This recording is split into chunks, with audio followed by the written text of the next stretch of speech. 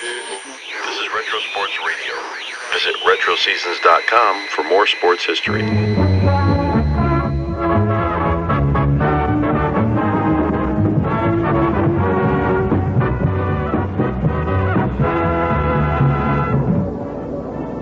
How you doing, everybody? Lou Boudreau with the leadoff man from Olympic Stadium in Montreal, Canada, for the last appearance of the Cubs in Montreal, and they're going to send number 33, Bill Bonham. He's going to go against number 33, Wayne Twitzel, for the Montreal Expos.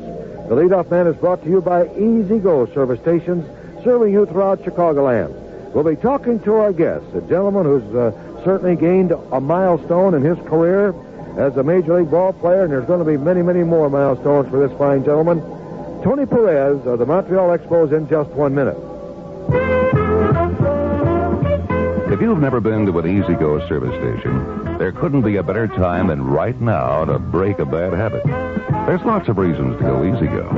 Just the cost of gasoline, what it is today, should be reason enough. You'll find only top-quality, high-performance gas at our pumps. And our Easy Go prices are about as reasonable as you'll find anywhere.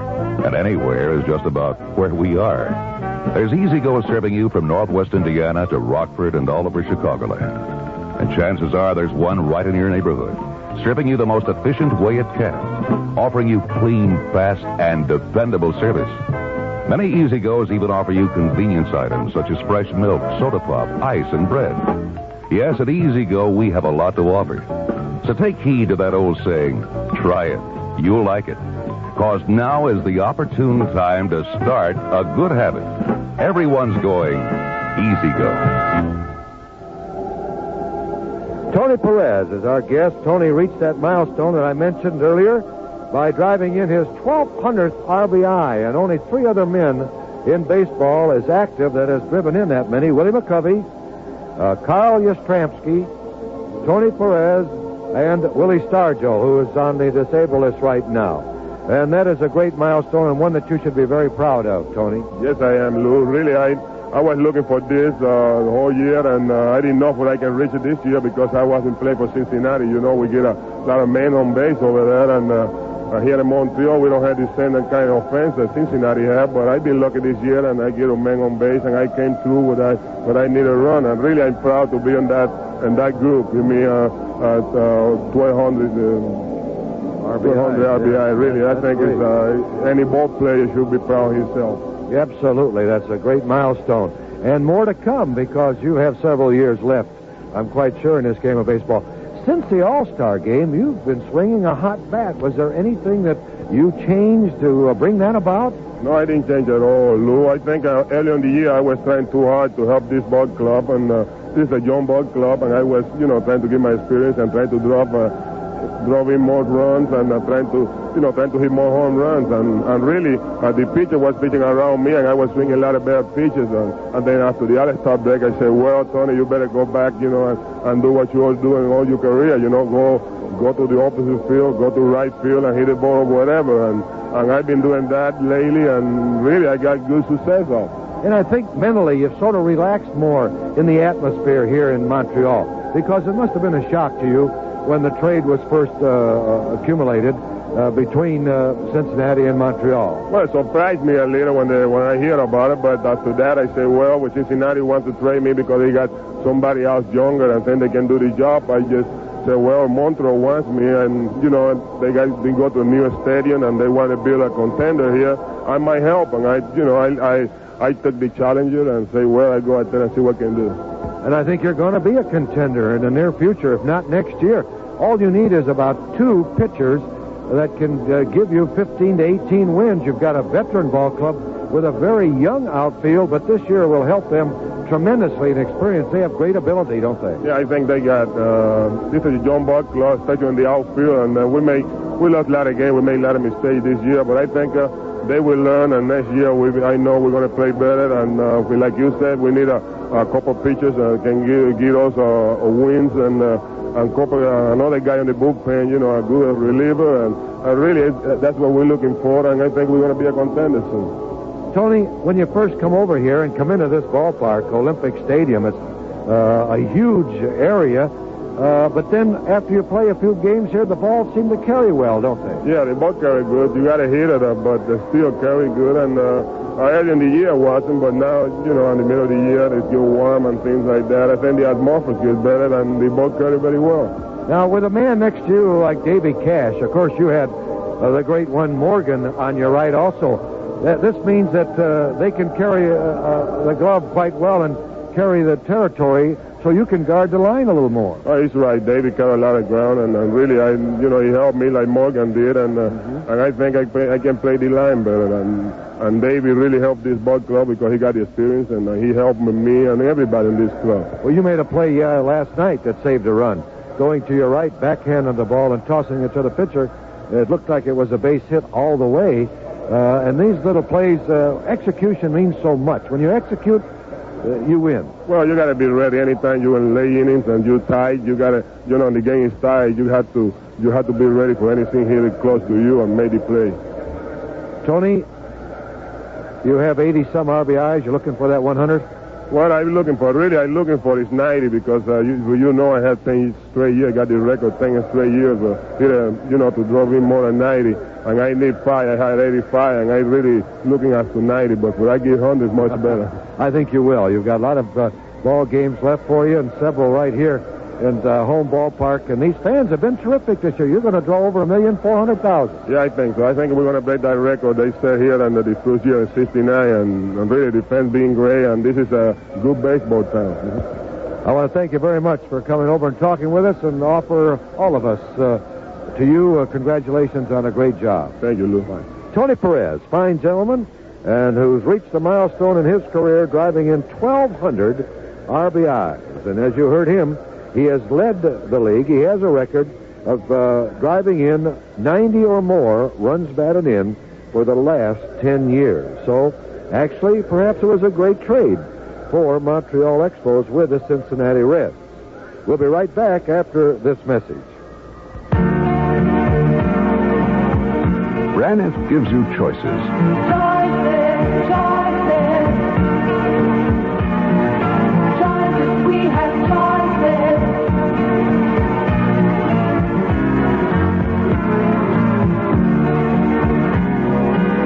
Flying to Houston, Braniff gives you choices. 5 nonstops every business day. That's more nonstops than any other airline, or a choice of 6 other weekday departures.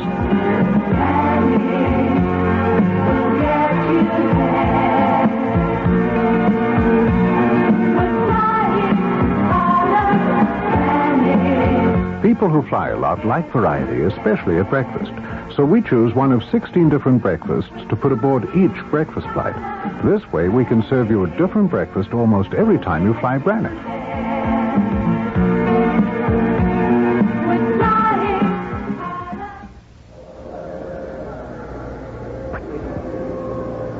This is Lou Boudreau, and this has been the leadoff man. And tonight it's going to be 2 right-handers. Twitchell on the mound for the Montreal Expos against Bill Bonham for the Chicago Cubs. And the Cubs are hoping to break that 5-game losing streak right here tonight because we have a big weekend series of 5 games with the New York Mets in New York coming up. This has been the leadoff man, brought to you by Easy Go Service Stations, serving you throughout Chicagoland. Now stay tuned for Vince Lloyd and tonight's ball game between the Chicago Cubs and the Montreal Expos. This has been a presentation of WGN Sports. This is WGN Radio Chicago. No money down, no installment payments till January of next year. No worrying whether you're getting the lowest prices possible. And so no wonder so many people come to Playback, the electronic playground for their stereo hi-fi equipment. Right now, Playback offers incredible savings on a deluxe stereo system featuring the top-rated Sansui Model 5050 stereo FM-AM receiver, a pair of 13-inch 3-way speaker systems, and a BSR Total turntable package. If purchased separately, the price for this deluxe system would be $710. But through Wednesday, September 21st, $449 is all you pay. Now, do you realize that that's better than a $260 savings? And remember, at Playback, with approved credit, you can take home your merchandise immediately. And your first installment payment won't be due till January of 1978. So don't wait. Visit the Playback store near you today and save. Playback, it's the electronic playground. This is WGN Radio Chicago, and now, let's play ball. Wow! Let's go! Batter up! We're taking the afternoon off. It's a beautiful day for a ball game, today. The fans are out to get a ticket or two. From Walla, Washington to Kalamazoo. It's a beautiful day for a home run, but even a triple's okay. We're gonna cheer and boo and raise a hullabaloo at the ball game today. The Chicago Cubs are on the air. Good evening, everybody, and welcome once again to Major League Baseball. And let's hope tonight we're going to be able to report a Cup victory for you. Seems like it's been forever and a day. We'll wind up saying the Cubs win. And tonight they meet the Montreal Expos for the final time in the season. And while they hold an edge over this club for the season series, beating them 10 out of 17, in the last 8 meetings, Montreal has had the big edge. The Expos have knocked off the Cubs 6 times in the last 8 meetings between them this year. That's enough of that. Bill Bonham, with a 3-0 record against Montreal for the season, will be trying to even up for the year against the Expos tonight. The Cub veteran right-hander is now 10-11, and he goes up against Wayne Twitchell. Big right-hander started the season with the Philadelphia Phillies. And right now he has a dime store record, 5-10 for the year. I'm Vince Lloyd, and along with Lou Boudreau, we welcome you to our broadcast. Tonight's game from Montreal's Olympic Stadium is brought to you by General Finance's 65 Chicagoland offices. To borrow up to $10,000, pick up the phone and call friendly Bob Adams at Andover 3-2020. Weil Oldsmobile in Libertyville, the world's largest selling Oldsmobile dealer. The G. Heilman Brewing Company of La Crosse, Wisconsin, makers of Old Style, the pure brewed beer from God's country. And by True Value Hardware Stores, that's not just a name, it's their way of doing business. True Value. Dick Williams meeting out at home plate, the skipper of the Expos, with Peanuts Lowry, Herman Frank's third base coach, meeting with the umpires. Our broadcast tonight is authorized under rights granted by the Chicago National League Ball Club, which has the right of approval of the announcers for this event. It's solely for the entertainment of our audience, and any publication, rebroadcast, or other use of the descriptions and accounts of the game without the express written consent of the Chicago National League Ball Club is prohibited. Weather conditions are a little more suitable for baseball here in Montreal tonight. We don't have that wintry wind blowing in around the stadium. Even the players last night were talking about it after the ball game, and today they had never felt as cold, even those who have been up in the old ballpark, Jerry Park, as they did here last night. And they were cold at the plate, too, because after the third inning, when Larry Buckner led off with a home run, his third against this ball club this year, from that point on, Cubs managed only 2 hits. And, of course, as you know by now, dropped one in 12 innings by a score of 3-2. Tonight, young Mike Gordon is going to be doing the catching again. He's the catcher that Cubs just brought up from Wichita.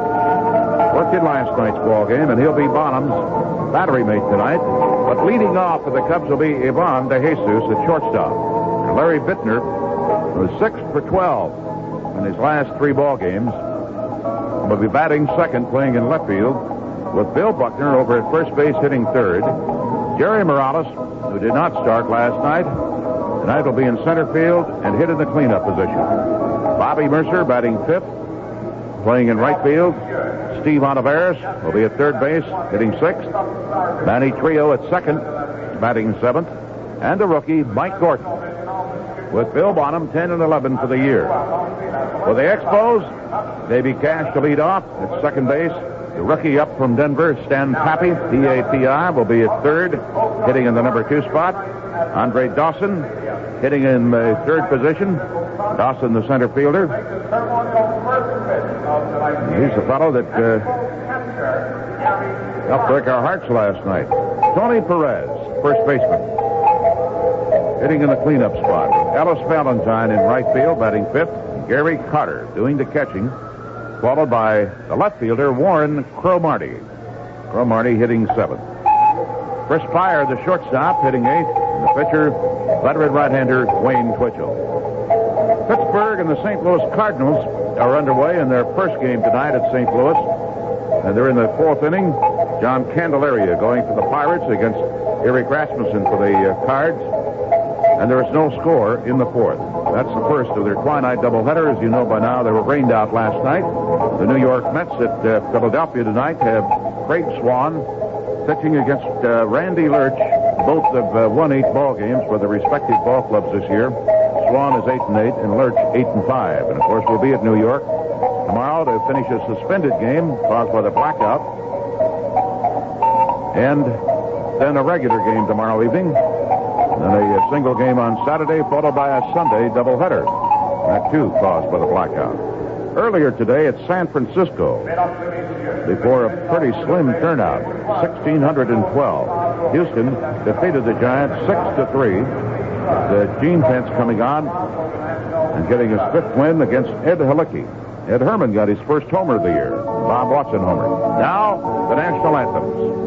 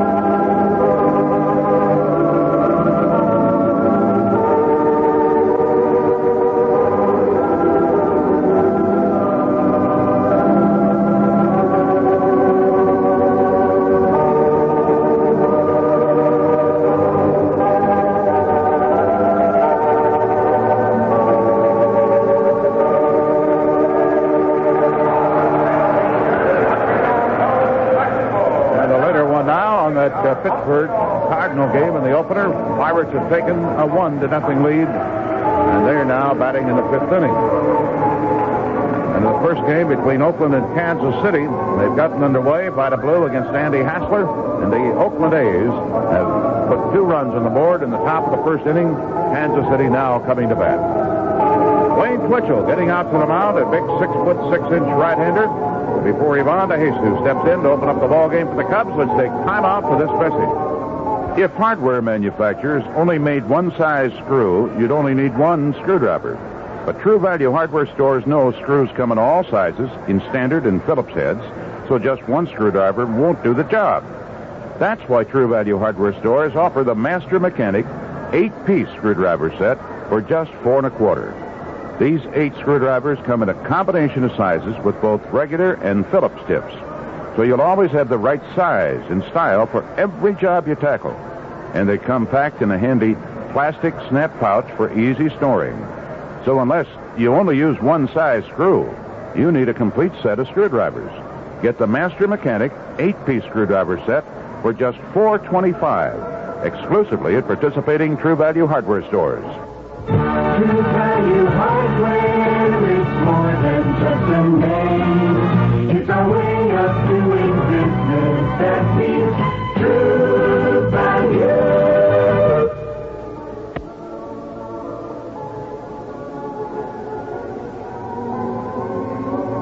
Wayne Twitchell, 29 years of age.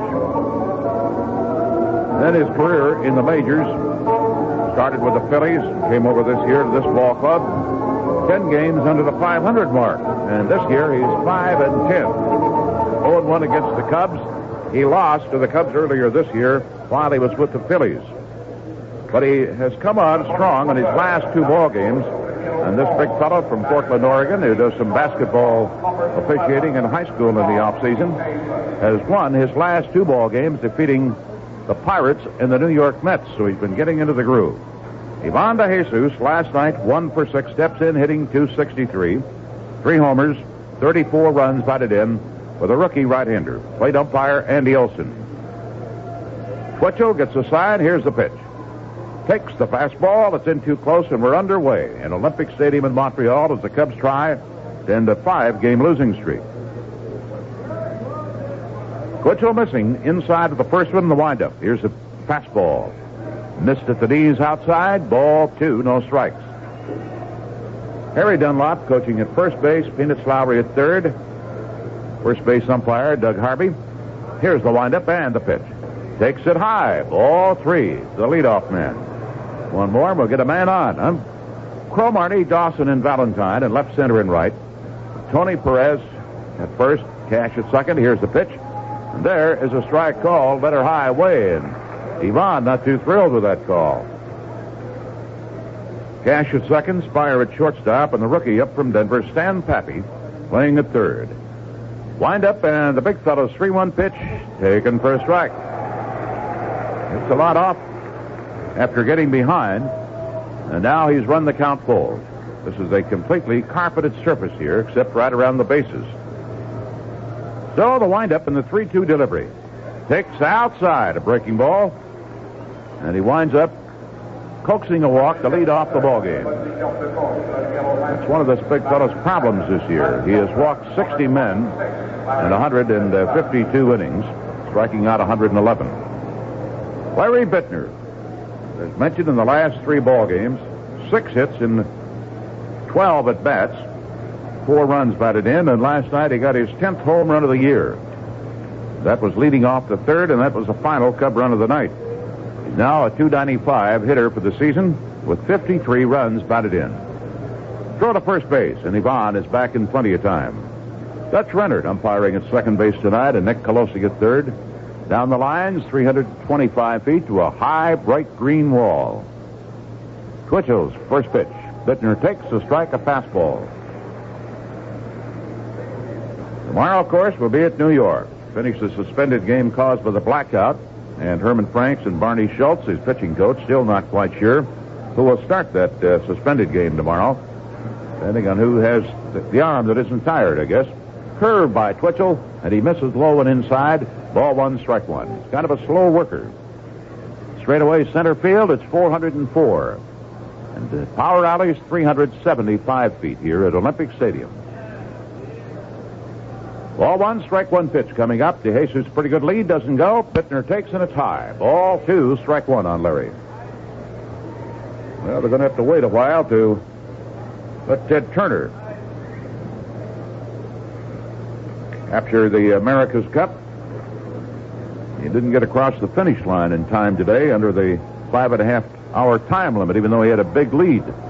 So they have to run it over. DeJesus goes. Bittner on the hit and run. Swings and fouls it out of play. Ball 2, strike 2. Don't make it in 5.5 hours. You got to do the whole thing over again. The last time they had to do that, they tell me, was in 1958. So I just declare this one today a no race. Seems like you should have gotten a crew out there, and they could have blown hard enough to get that thing across. 2-2 delivery. Fastball, and Larry with a big swing fouls it back, and then had to catch his batting helmet as it came popping off his head.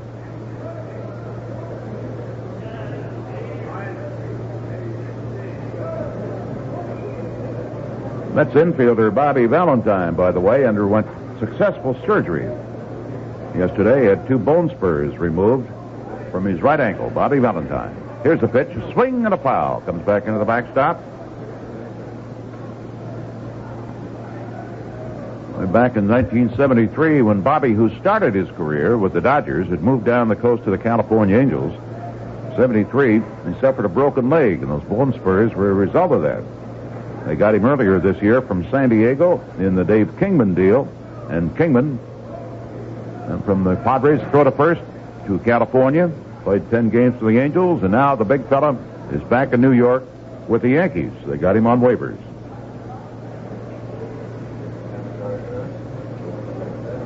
2-2 pitch coming up. Bittner swings and a line drive into right field for a base hit. DeJesus will have to stop at second base. Ellis Valentine powering the throw in, and the Cubs have runners at first and second with nobody out, and Bill Buckner, the batter. Situation last night when he sacrificed in the 12th inning, said that if he had not been able to sacrifice in that first pitch, that they were going to put the hit and run on to the next one. And he said it's probably just as well they did have me sacrifice, because he said I was swinging the bat so badly. See what they have a left-handed hitting veteran do now. Buckner, batting .297 for the year, was officially 0 for 5 last night. Has 11 homers this year and driven in 58 runs. Cub runners at first and second with nobody out on a walk and a single off Wayne Twitchell. Here's the pitch. Takes, and it's a strike on the inside corner at the belt. Buck with 109 base hits this year. Jerry Morales, who has been battling a slump in the on-deck circle over on the third base side. His carpet looks like it's still soaked from the heavy rains that fell here yesterday. 0-1 delivery.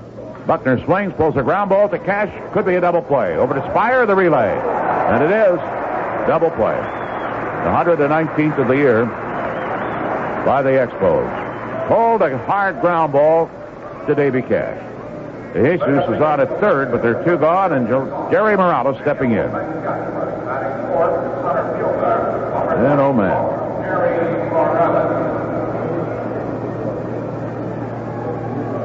Need a base hit now, or an error, a wild pitch, or a pass ball to get on the scoreboard. Morales batting .290, 10 homers, 68 runs batted in, and his last RBI came at San Francisco when he hit that 10th homer of the year. That was August the 26th. And that is a powerful long slump. Right-hander leveling that bat rather nervously. Now cocks it high. Here's the pitch by Twitchell, and he takes a strike at the knees in the outside corner. A walk, a single, but Buckner pulls a hard ground ball onto the carpet to Cash. They convert it into a double play. 0-1 delivery. Curve, and he almost threw it away. Backhanded by Gary Carter. Ball 1, strike 1. Gary Koosman is slated to start the suspended game for the Mets tomorrow, and the regularly scheduled game to follow it.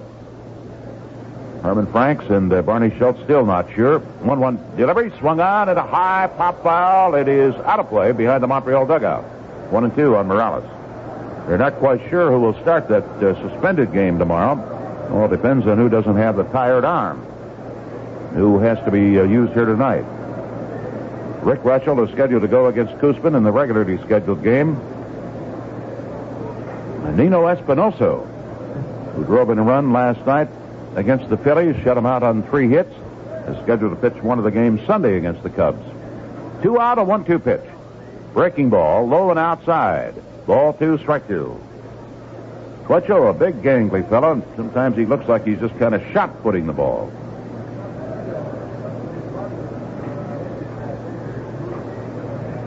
Come on, little guy. Get a hit. 2 out, runner at third, and a 2-2 delivery. Curveball, low and outside. It's 3-2. Bobby Murcer at the on-deck circle. Let's hope that he'll bat here in this first inning as the Cubs try to get on the board. And still shooting for their 76th win of the year. Twitchell glances over at third, steps back. The right-hander winds. 3-2 pitch. Swung on, and he pulls a ground ball to the third baseman, Stan Pappy. Throws to Perez into the dirt. Gets away from him. The Cubs take the lead. And Morales will wind up at second base. Will not be a run batted in. An error against Tony Perez, or against Stan Pappy on a throw by the third baseman. Nice to have a little help, Lou. No doubt about it. We'll take it. That's all we can get.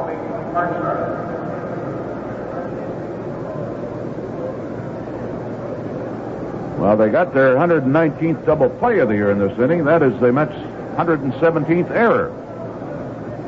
Pappy, when he was at Denver this year, playing under Jim Marshall, and they won their championship, was a shortstop. And then pretty upset with himself after that bad throw that went into the dirt, and Perez, trying to backhand it, couldn't handle it. Mercer steps in, and he takes Twitchell's first pitch low and inside, ball one. Like Morales, Mercer has been in a slump insofar as driving in runs, and do not credit Morales with a run batted in on that one. Bobby last night, 1 for 4, hitting .268.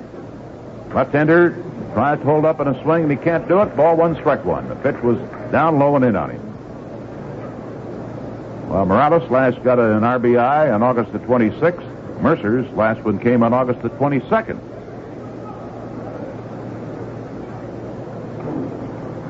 Morales in scoring position as a result of the error, and the Cubs leading 1-0 with 2 out. Twitchell's 1-1 pitch, a slow curve into the dirt. Ball 2, strike one, and he's had no control with that one whatsoever.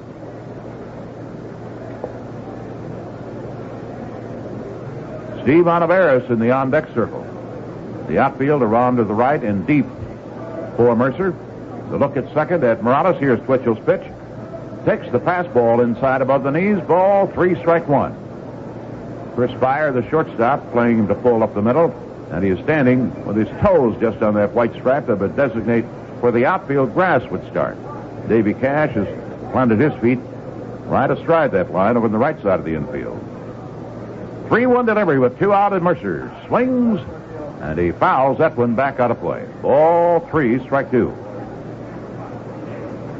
5 decisions between the Cubs and the New York Mets this weekend, and then the Cubs will go to Philadelphia to close out this lengthy road trip with a pair of games against the Phillies before coming back home to open up next Friday at Wrigley Field. Final homestand of the year. 3-2 pitch. Swung on, and a little bouncing ball back to the pitcher. Picks it up with a little underhand toss over to first base. And the Cubs are retired in the first inning. But thanks to some Montreal help, they get a run. On a walk, 1 hit, a 2-base error. 1 man is left on the bases. At the end of a half inning of play, Bounamouth to the mound, seeking his 11th win of the year. With the score, the Cubs won, Montreal nothing. If homeowners waited for inflation to turn around before they repaired or improved their homes, the old neighborhood might be a little more run down than you'd expect. So whether you're adding a room, building a garage, or putting in a new sidewalk, Friendly Bob Adams understands there's a lot of people like you. So he's ready with your General Finance Corporation home repair loan. Call Friendly Bob at Andover 32020. There's someone willing to listen, ready to help. You'll like the fast, famous Friendly Bob Adams service and General Finance's courteous yet confidential manner. Friendly professionals who know about problems like yours. You'll be pleased at how simply and easily your loan can be arranged. All you have to do is pick up your money at your convenient General Finance office, then get started on your home improvement project. Call General Finance Corporation at Andover 32020. That's Andover 32020, where you can borrow up to $10,000. There are over 65 offices in the Chicagoland area. Also an office in Kankakee.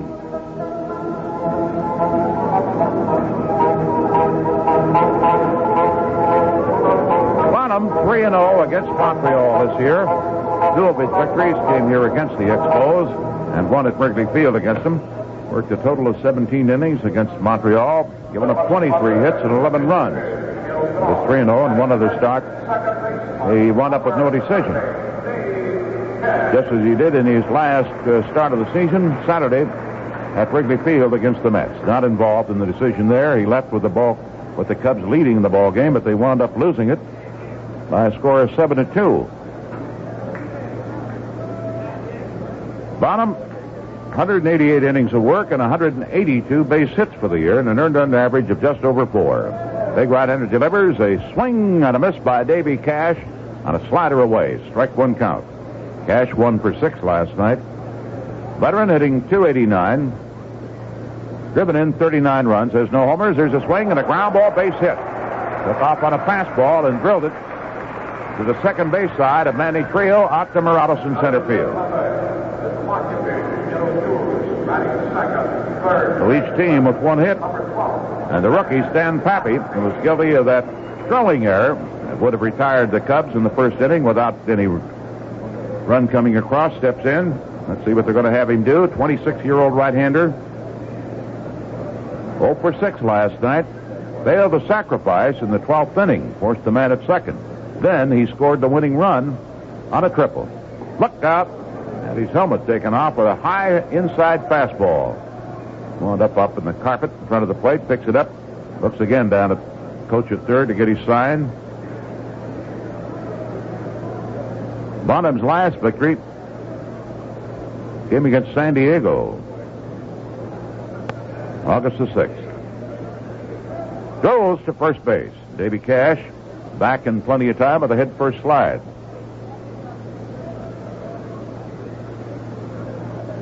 Bonham had a little shoulder problem for a while. Right-handed delivers and misses with a fastball low and away to the rookie, Stan Pappy. Andre Dawson tripled and drove in that winning run last night in the on-deck circle over in the first base side. Bonham with a runner at first, nobody out. A 2-0 pitch coming up. There's a base hit past Manny Trio out into center field. And Pappy, given the green light on 2-0, drills one to the second base side of Trio.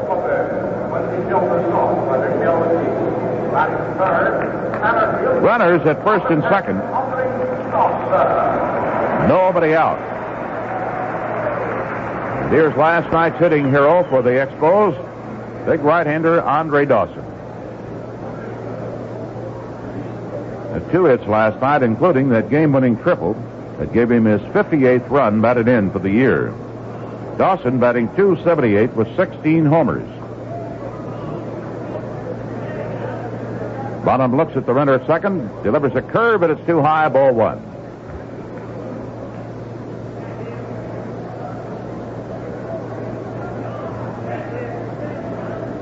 The Cubs in a bit of a jam here in the first inning on 2 singles by Davy Cash and rookie Stan Pappy. The stretch, the delivery, swung on, he hit one on the fist, fouled it. Buckner coming over to the dugout, and he grabs that ball one-handed. The runner tags from second, goes to third. The throw not quite in time. He's in there with a head first slide. Buckner anticipated that by Davy Cash, but there wasn't anything he could do about it. Wheeled and made the throw. Cash got in there ahead of the tag by Olivares. Good alert baseball. Tying run at third, and Tony Perez stepping in. He should wind up this year the only man in Major League history to drive in 90 or more runs for 11 consecutive seasons. As 85 this year, hitting .295 for the year. Throw to first. Stan Pappy back in time. Since the All-Star break, Mr. Perez hitting .349. Here's a pitch, a swing and a miss. Took a little off on that one. Had him jumping on it. Perez last night was 1 for 4. He's 18 homers this year. Plants that right foot deep in the batter's box, almost in the corner of it. That close stance.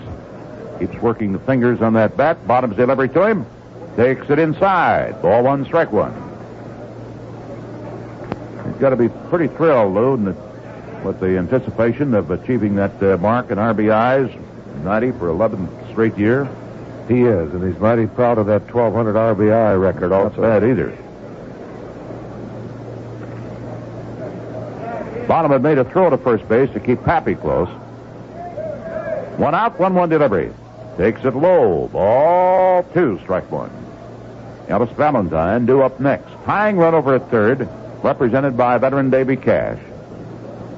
The Cubs could use a double play here, to say the least. Rookie Mike Gordon doing the catching, sets up. Bonham's pitch. Perez takes in at the strike, letter high away from him. Ball 2, strike 2. Got a few Cub fans rooting here tonight, including the Matthews family. Bill and Gerda Matthews. Bonham's 2-2 pitch. Perez takes the fastball in too tight. Ball 3, strike 2. Well, he's done an outstanding job, both in driving in runs and with his batting average of .295. He is one fellow that is prone to strike out a lot. Let's see if Bonham can dispose of him here with 1 out, runners at first and third. 3-2 delivery. Runner goes, a swing and a miss. Gordon's throw bounces, gets away from Trio, goes to center field. Pappy gets up and goes to third, and Davy Cash trots up the line with the tying run of the ballgame.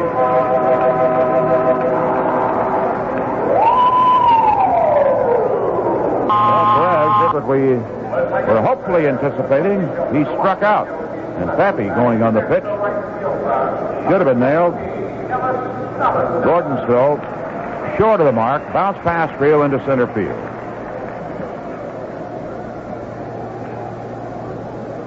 An error on that throw, of course. And here's Valentine swinging and hitting a hard shot that skips off of Steve Monteveres and then bounces over into the box seats, and that's going to be a ground rule double, and let's see if Monteveres is going to be all right, as Montreal has taken the lead. Valentine hitting a very hard shot that came off of that wet carpet. He's already had one in the eye this year, Lou, and I hope he didn't get another one there. Oh, that one just glanced off of the bill of the cap. Number 72, and runs batted in for the year for Ellis Valentine with a double on the first pitch thrown. And the Expos have a 2-1 lead in the bottom of inning number 1.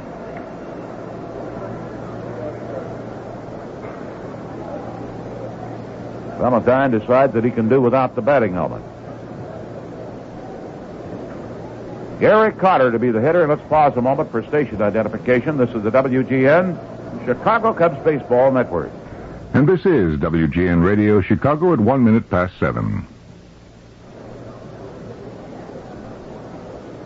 2 singles and a double, and each team has been guilty of an error, and we're in the first inning. There's a swing and a high fly ball. Morales on the run, so is Bobby Murcer, and it's Murcer is there, hauls it in to retire the side. But 2 runs on 3 hits, 1 Cub error, 1 man left in the bases, and at the end of 1, Montreal leads the Cubs 2-1. Think you could eat 40 bananas in 39 minutes? Anthony Fig did it. He set that record in 1967. Says so right here in the Guinness Book of World Records. How could anyone eat so much so fast? This is Mike Pyle saying we'll probably never know the answer to that, but there are some records that are easily explained. For instance, the current record for selling new Oldsmobiles. It's held by Weil Olds in Libertyville. Weil sells more new Oldsmobiles than any other dealer in the world. Why? Why do people come from Chicago, from all over the state, even from neighboring states, to buy their new Oldsmobiles from Weil? You won't find the answer in the record book, but you will find it in Libertyville, Illinois, home of the world's largest Oldsmobile dealer, Weil Olds. Plan to drive out real soon. You'll probably get out to Libertyville faster than it takes Anthony Fig to eat 40 bananas.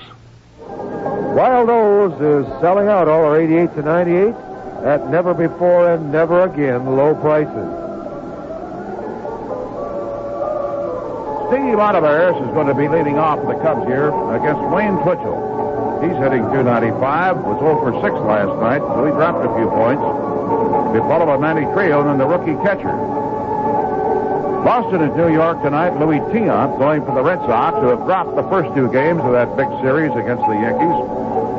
Mike Torres, 16-12 for the year, going for the Yanks. Baltimore at Toronto. Grimsley against Clancy for the Blue Jays, and there's no score at Toronto. Bottom of inning number 2. And Oakland has taken a 4-0 lead at Kansas City at the end of 2 innings of play in their first game. Vida Blue for the A's seeks his 15th win of the year tonight against Andy Hassler, who's 9-5. And Hassler has yielded 2 runs in each of the first 2 innings. And Kansas City in danger of having that long winning streak of 14 in a row snapped in that first game of the twilight doubleheader at Kansas City tonight by the Oakland A's. Baltimore, by the way, is shooting for its 8th straight win of the season tonight. They've moved into second place last night as the Yankees, and particularly Reggie Jackson, disposed of Boston once more. Baltimore now 2.5 out, and the Red Sox 3.5. There's a swing and a deep drive into left center field. Little Warren Cromartie races out, reaches up, hauls it in one-handed. And Oliveris is out on a long line drive to the left fielder to open up the second inning. Manny Trio stepping in. He was 0 for 5 last night. 7 homers for the year and 56 runs batted in. You know, pitchers aren't the only ones that need a good change of pace. Everyone ought to alter the routine just a little bit, and you can do that yourself by spending a fun-filled day out at friendly Wrigley Field. And, man, there aren't very many of them left for this season either. First pitch, Trio's going to take all the way, and it's a strike at the knees. The Cubs will be entertaining the Pittsburgh Pirates and the apparent Eastern Division champion Philadelphia Phillies on the next homestand that starts 1 week from tomorrow against Pittsburgh. Pittsburgh and the Phillies. They'll... 2 teams will be there to extend the Cub homestand through the 28th of September. Twitchell reaches back, delivers a slow curve, and Trio looks at it for strike 2. Only 6 games left in the home schedule. 0-2, the count. Now he swings and fouls that one off the mitt of Gary Carter. Still 0-2 in the Cubs' second baseman. Phillies got a run in the bottom of the first inning against the Mets tonight. On behalf of left-hander Randy Lurch, Craig Swan going for the Mets, who are now batting in the top of the second inning and trailing 1-0 at Philadelphia. 0-2 delivery. Fastball swung on, fouls it. Back up under the backstop. And this afternoon, as we mentioned earlier, Houston knocked off San Francisco 6-3. Pence getting the victory over Ed Halicki.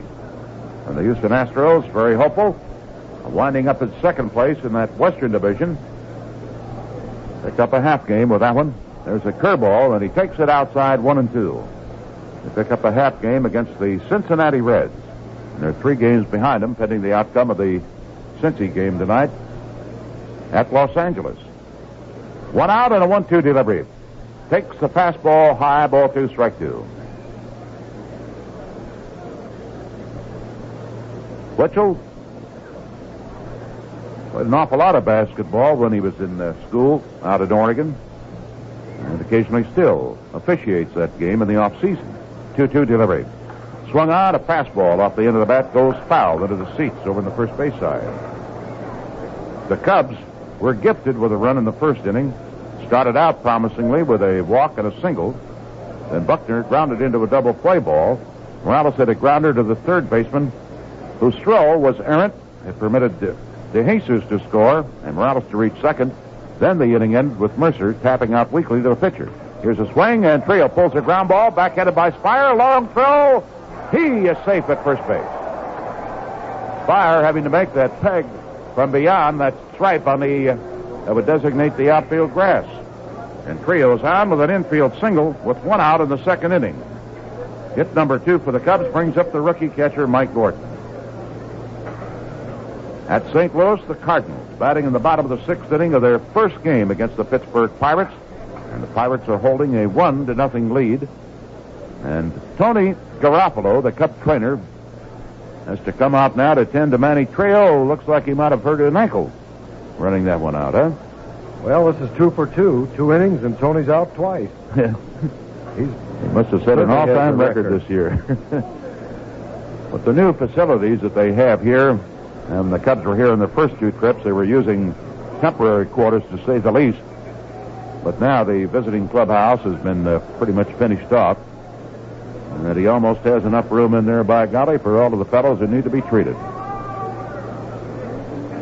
Looks like Trio's going to decide he'll stick it out.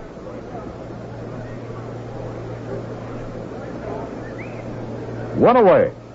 And Mike Gordon, the rookie catcher, made a throw bouncing into second base.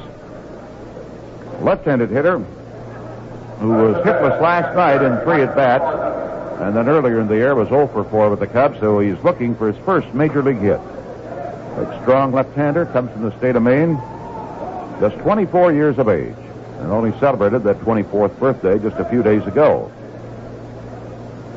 Trio with a pretty good lead at first base against Twitchell. Fires and misses low and inside. Ball 1. Center fielder Andre Dawson shadowed up considerably for Gordon, who did not have a good hitting year with the Cubs Farm Club at Wichita. Here's a pitch. Swung on, fouled out of the mid of Carter, and the count goes to ball 1, strike 1.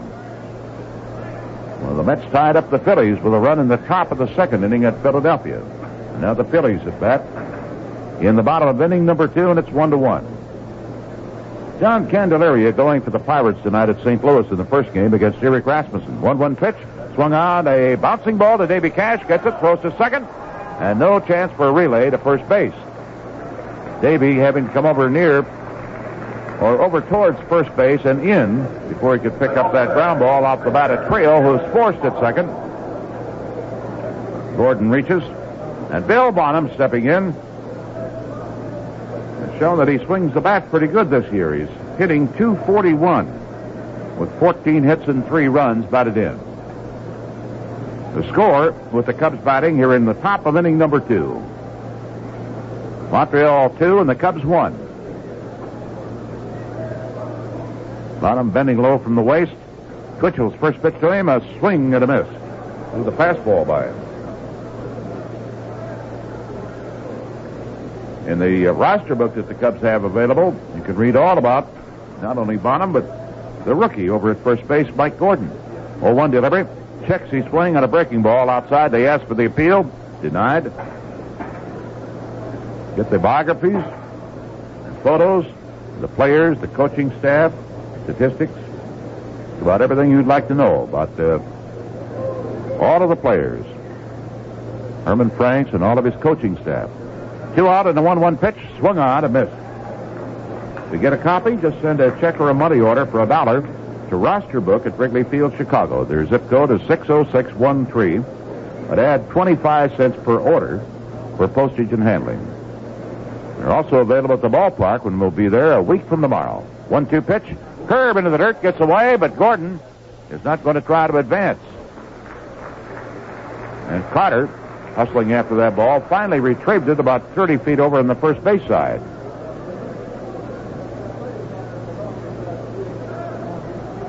So the count goes to 2-2 on Bottom with the runner at first base. Montreal with a 2-1 lead. And the Expos have beaten the Cubs 6 times in the last 8 meetings between these two teams. They lead here 2-1. Here's the pitch. Bonham swings at a bouncing ball past the pitcher, but Spire has it. Steps in the bag at second. Gordon is forced. And the Cubs in the second inning have no runs. 1 hit, 1 man left. And at the end of 1 1/2 innings of play in the final meeting between the two teams, Expos with a 2-1 lead. I'm a TV football freak, and I seek unique critique. So each and every week, I turn to the Tribune. I'm a college football nut. When I want to know what's what, my decision is clear-cut. I turn to the Tribune. Who writes the prose of prose? Who really truly knows the Bears and all their foes? Just turn to the Tribune. Turn to the Tribune. Tribune. Kick off your weekend game plan with the Chicago Tribune's Friday kickoff section, the most comprehensive college and pro football guide in Chicago. Features, articles, previews, stats, TV schedules, predictions, analysis, and lots more. Kickoff, another reason the Chicago Tribune ranks in first place.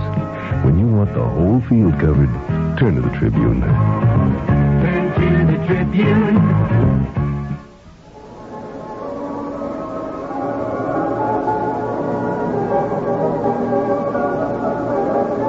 Warren Cromartie, left-handed hitting outfielder, with an 8-game hitting streak, will be leading off, bottom third of the batting order to face Bill Bonham. Cromartie was 1 for 3 last night, and he's hitting .281 for the year, with 5 homers and 48 runs batted in.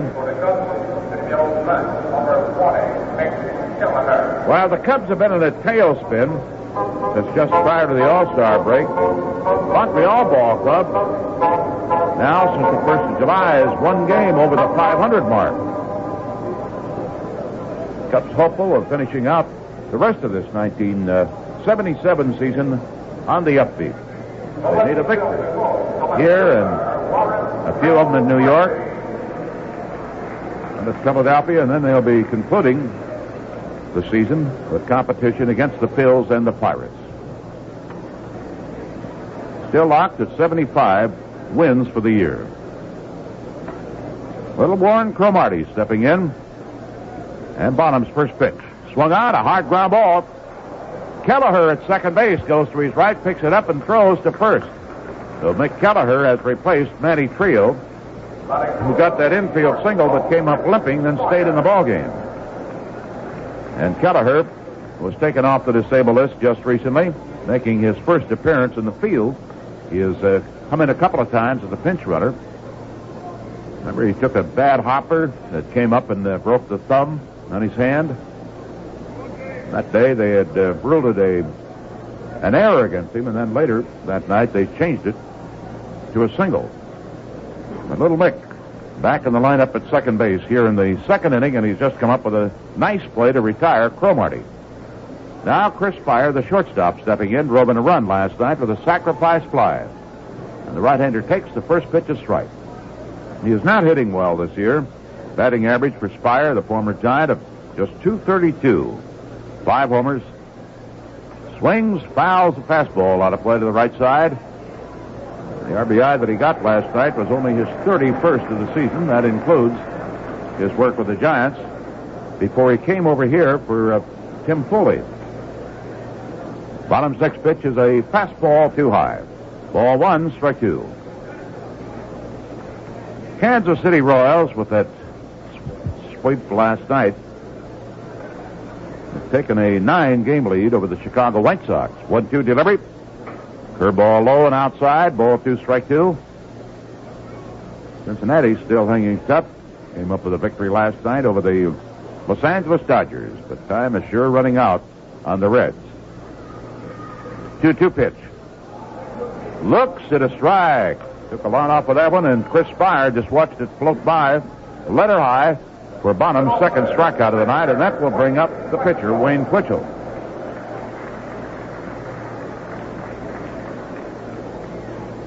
Next Monday night, which is to be an off night for the Cubs, between New York and Philadelphia, going to be the big benefit dinner club. Or benefit dinner of the Variety Club, I should say. It's the Evanston Country Club. Fastball to Twitchell, and he kicks it inside at the letters. Well, they'll have a golf outing during the day. That one's completely sold out. So I understand that there's still some tickets available for the dinner. Here's a swing, and Twitchell pulls the ground ball out of Harris to his left. He's got it, straightens up and pegs, and Twitchell, kind of loping down the line, is shot down to retire the side in order. If you'd like to try to go to that dinner on Monday, phone Les Lear in Chicago at 828-1190. And here at Montreal's Olympic Stadium, at the end of 2 innings of play, the Expos lead the Chicago Cubs 2-1. The Amateur Athletic Union and the World Taekwondo Federation brings the Taekwondo Karate World Championships to Chicago's amphitheater for 3 action-packed days, Thursday, Friday, and Saturday, September 15th, 16th, and 17th. More than 500 national champions from 50 nations will compete for this world title. The Taekwondo Karate World Championships will be on 10 a.m. to 5 p.m. and 7 p.m. to 10 p.m. each day. One ticket is good all day. Tickets available through all Ticketron outlets or amphitheater box office. Call 878-7711.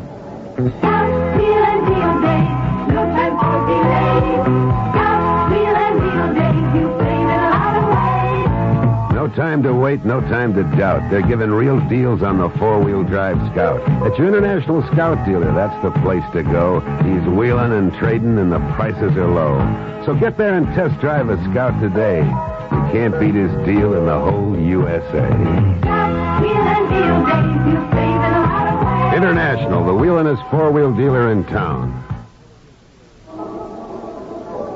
Vince White and Lou Boudreau here with you at Olympic Stadium in Montreal, and a much better turnout than they had last night. A crowd last night of just over 5,200, the smallest of the year here.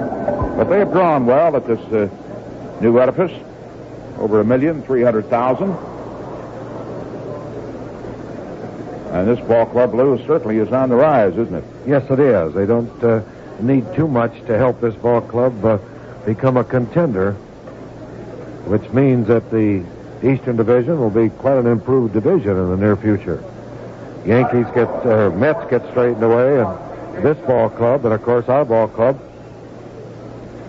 will challenge Philadelphia and Pittsburgh, and St. Louis certainly is on the upgrade with a young ball club they have. Here's DeJesus leading off the third inning, walked in the first inning. Twitchell on the mound. The Cubs have 1 run, 2 hits. Expos, 2 runs on 3 hits. Both ball clubs have committed 1 error. Fake bunt on the first pitch, but the ball is called a strike by plate umpire Andy Olson. DeJesus will be followed by Bittner and then Buckner. Strike 1 pitch on the way. Curveball outside. Just missing, and it's 1-1. Expos will break their all-time attendance mark this year. 1-1 pitch by the big right-hander. Popped up behind the plate. Carter there. Has room. He has it. 1 out as DeJesus pops out to Carter, the catcher, in foul territory. Now here's Bittner, who lined a single into right field, and looked as if the Cubs are going to take care of Twitchell very early. But with runners on first and second, Buckner hit into a double play. Now here's Larry Bittner, a former Expo, stepping into the batter's box. The first pitch by the right-hander. Fastball, strike called. Knee high over the outside corner. Expos play Bittner straight away. 1 strike pitch, inside and low, and it's 1-1. Gary Carter doing the catching. Twitchell, formerly with the Philadelphia Phillies, on the mound. The right-hander into the windup and the pitch. Swing and a fly ball deep to center field. Over Dawson's head. He's going back, leaps. It bounces against the wall. Bittner round second. He will go to third. Instead, he tags up as what a throw. That Dawson threw from the warning track over 400 feet away from the plate, and 1 hop and a short hop all the way to Papley at third to hold Bittner to a double. Bittner now getting closer to that 300 mark in average. He started this ball game hitting .295. He has 2 for 2, and that was his 25th double of the season. He's on second base with the tying run for Buckner. That's the third hit off Twitchell. There's no doubt about that one. It was well tagged. Dawson, a very fine outfielder who can go back on a ball very well and with great speed, couldn't catch up to that one. Curveball taken by Buckner inside, ball one. This guy really has some pains at the plate. Sore wrist, sore ankle. Pulled a hamstring earlier during the year. He has a record for throwing bats at baseballs being pitched to him. There's a strike called, and it's 1-1 now to Buckner. Bittner at second base, 1 out, third inning. Twitchell has his sign from Carter. Checks Bittner at second, and here's the 1-ball, 1-strike pitch. Curveball, a swing and a foul ball into the dugout behind first base. Buckner really pulled that one.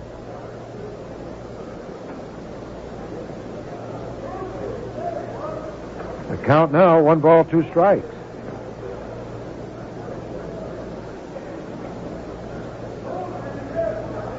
This is where Buckner is at his best with 2 strikes on him. He guards that plate. If he is fooled on the pitch, he normally will throw the bat at the ball, try to foul it. He swings and fouls that one in the same spot behind first base in the Expos dugout. So the count remains 1-2. After DeJesus popped out, Bittner doubled over the center fielder's head and is on second base. Twitchell taking a little more time on this particular sign. Now he's ready. Here's the pitch to Buckner. Curveball, another one hit into the dugout. 3 successive foul balls hit into the Expo dugout.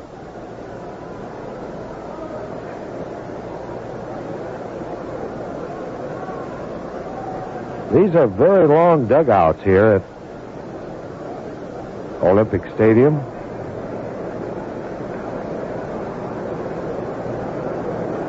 Now the outfielders are pulled around a couple of steps. Twitchell is ready, sets the kick and the pitch. Swing and a miss. He gets Buckner on a low breaking curveball for the first strikeout of the ball game for Twitchell. So with 2 outs, it's going to be up to Jerry Morales. He was safe on the throwing error by the third baseman Pappy, which allowed DeJesus to score from third base with 2 outs in the first inning. Then Montreal came back to score 2 in the bottom of the first inning. It's now 2-1 Expos. First pitch to Morales. Curveball, tap foul, back to the screen. Strike 1. Morales and Murcer have been stuck on the RBI column. Morales with 68 RBIs, Murcer with 82.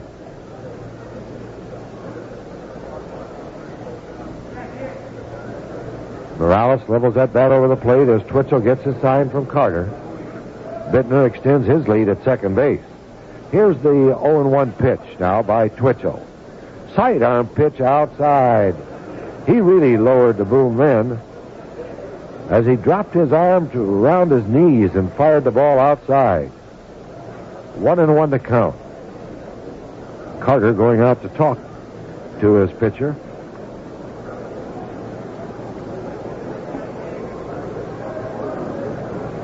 One and one to count to Jerry.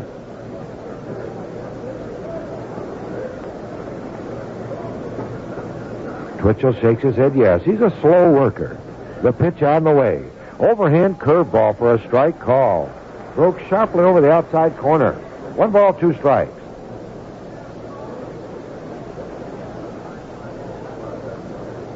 Bittner extending his lead at second base. He's on the AstroTurf. Expos aren't paying any attention to him. Twitchell's the only one that's really looking at him. Now the pitch. Fastball low outside. 2-2 the count. Seems as if the Expos are keeping the fastballs away from Morales and giving him a lot of breaking stuff. Sliders and curveballs. The count now 2-2.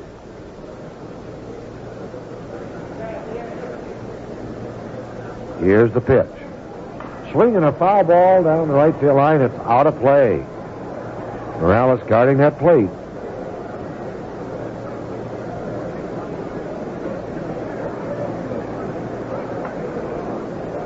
Two outs. Bittner on second. Bittner has 2 of the 3 hits off Twitchell so far tonight. Hit right here would pick up a run. Here's a pitch. Curveball. He swings and misses on a high curveball outside, striking out. Twitchell strikes out 2 in the 3rd inning after the double by Bittner. No runs, 1 hit, 1 man left on base. At the end of 2.5 innings of play, Montreal 2, Cubs 1.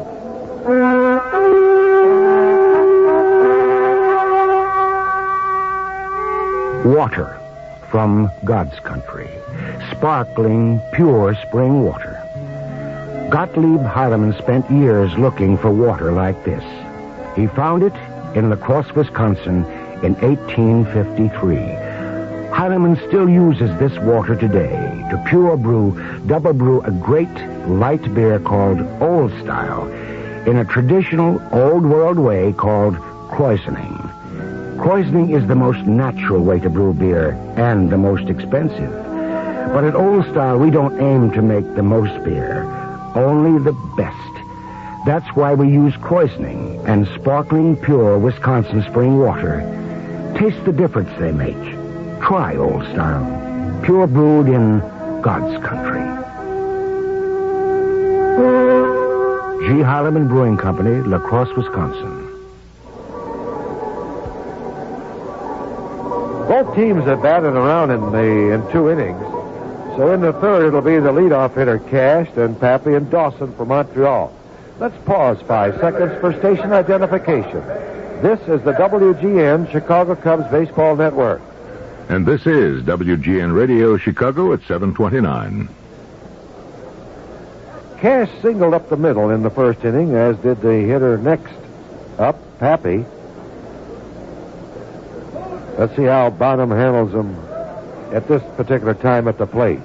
Throws the curveball to open up, and it's outside, ball 1. Cash struck out 3 times yesterday, and that is somewhat of a record. He does not strike out very often. Here's a swing and a line drive to right field. Murcer moving in, and he drops the ball.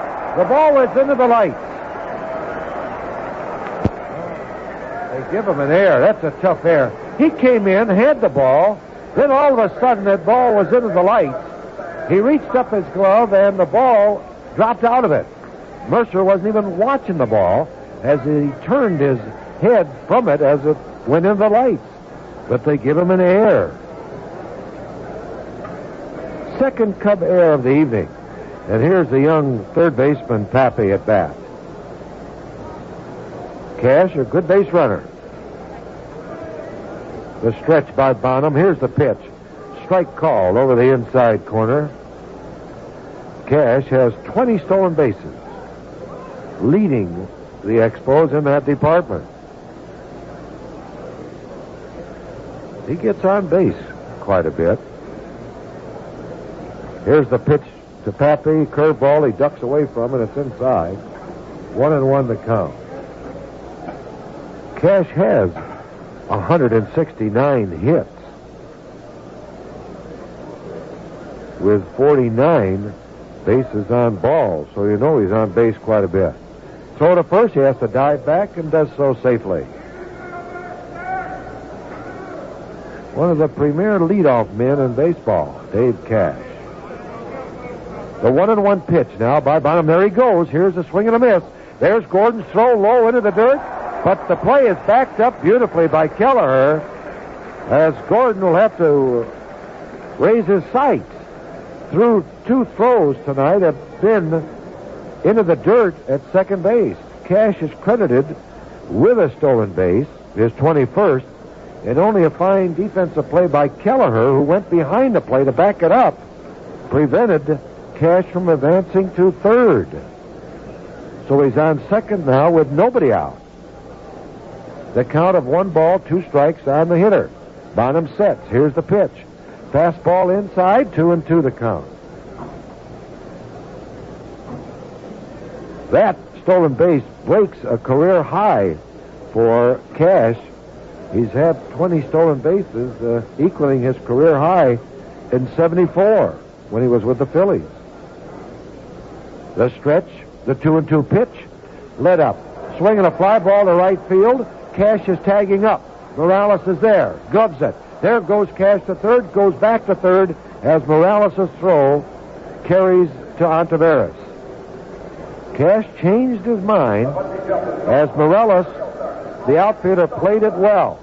Backed up and then moved in to gain momentum as he caught the ball. And he wheeled to third to hold Cash at second. One out, and here's Dawson at bat.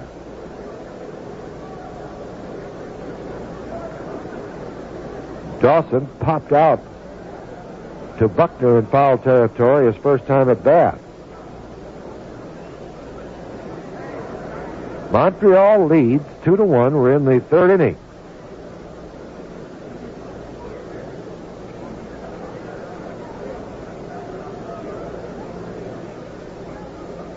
Bonham looks in, gets a sign from the young catcher, Mike Gordon. Then checks Cash, leading off second base. First pitch now to Dawson. Curveball for a strike call. That one broke beautiful over the outside corner.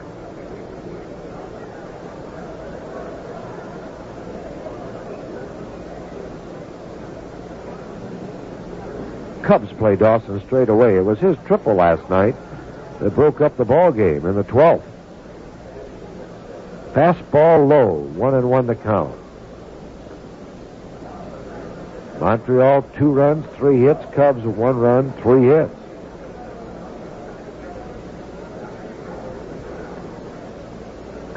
Dawson, a right-handed hitter, waits the pitch, swing and a miss on a let-up.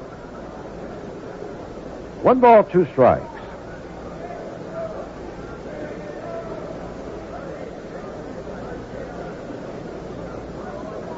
Perez in the on-deck circle. Cash now extends his lead at second base onto the AstroTurf. The pitch on the way is a swing and a tap foul. Now Nasi Virgil, third base coach. Tosses it into Olson and wants Olson to take a look at it, and he throws it out. Ontiveros is deep at third, as is De Jesus deep at shortstop position. And at the right side, it's Kelleher who has replaced Trio, who turned an ankle or hurt his leg running out his infield hit in the second inning. And Buckner is on the first. Here's the pitch by Bonham. Curveball, and he gets him. And what a curveball that was. Bonham has a good curveball tonight. That's 3 strikeouts for Bill. Now with 2 outs, here's Perez, who struck out in the first inning.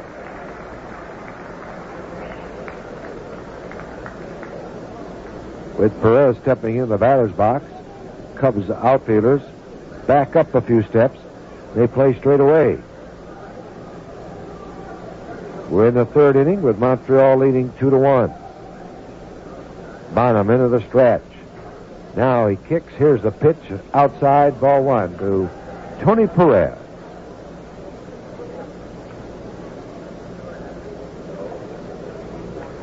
Perez is a very durable guy.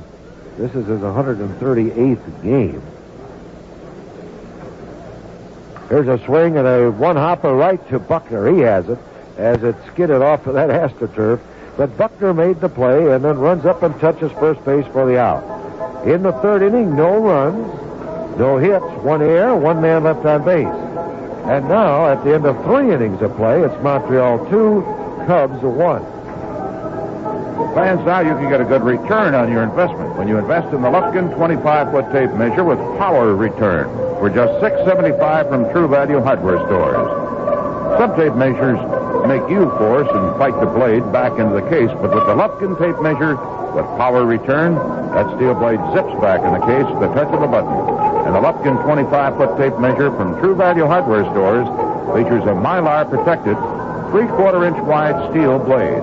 The toggle switch locks the blade for accurate no-slip measurements, and the lightweight, rugged Psycholac chrome case will last for years and years. You get a good return on your investment. Invest in the Lufkin 25-foot tape measure with power return. It's just $6.75 at participating True Value hardware stores. True Value Hardware is more than just a name. It's a way of doing business that means True Value.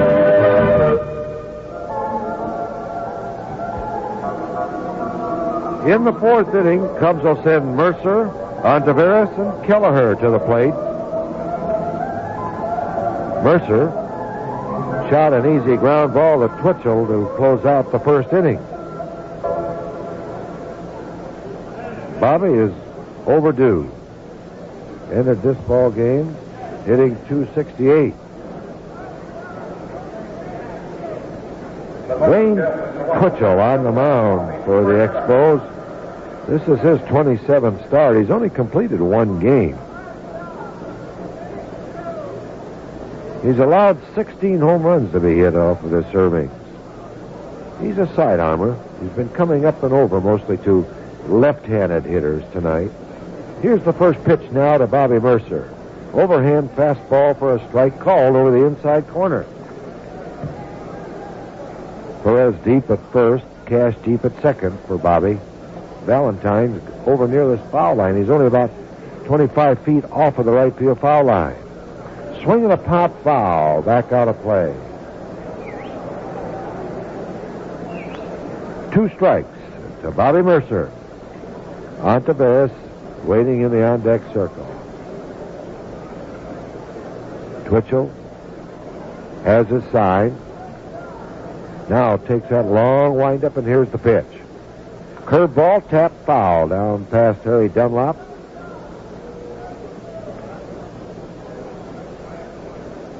Mercer's leading off the fourth inning. Cubs, after tonight, 17 games left.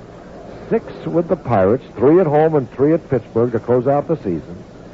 6 with Philadelphia, and 5 with New York. Here's a pitch inside.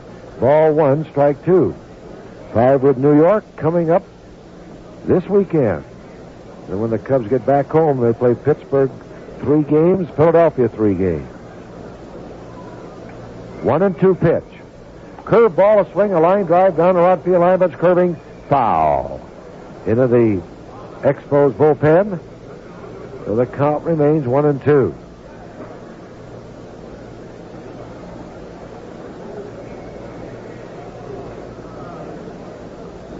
$17 left. Boy, oh boy. Then we'll be waiting for spring training again.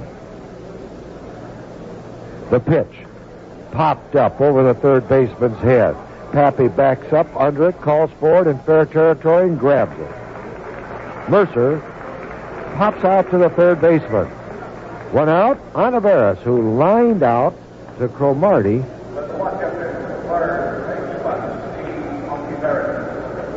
And Ontiveros has been hitting the ball well on this road trip, even though that batting average certainly hasn't gone up too fast.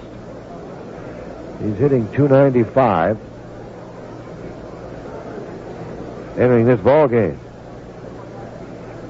So Twitchell gets his sign from Carter and is all set. Nobody on base, 1 out. The pitch on the way. Curveball, strike called. Twitchell keeping that ball in on Murcer and on Ontiveros here in the fourth inning. The pitch once again. Another curveball. That one is inside. Ball 1, strike 1 now the count with 1 out and nobody on base. Twitchell's ready. 1-1 pitch. High. Inside, ball 2.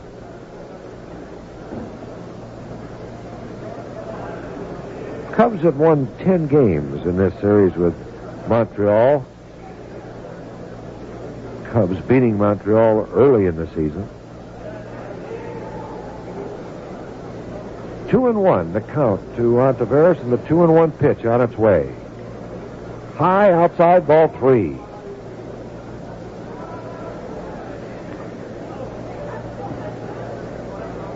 Ball 3, strike 1. Twitchell has walked one man. That was the leadoff hitter of the ball game, to Jesus. There's ball 4. That's his second walk of this ball game. So on the Barris walk, that brings up Kelleher, his first time at the plate. And Kelleher is batting .228. No home runs, 8 RBI. He replaced the injured trio. This is his first time at bat. He was talking about his thumb is still tender. He's going to have a little sponge wrapped around the bat that he uses. Here's a swing and a foul. Back onto the screen. Strike 1.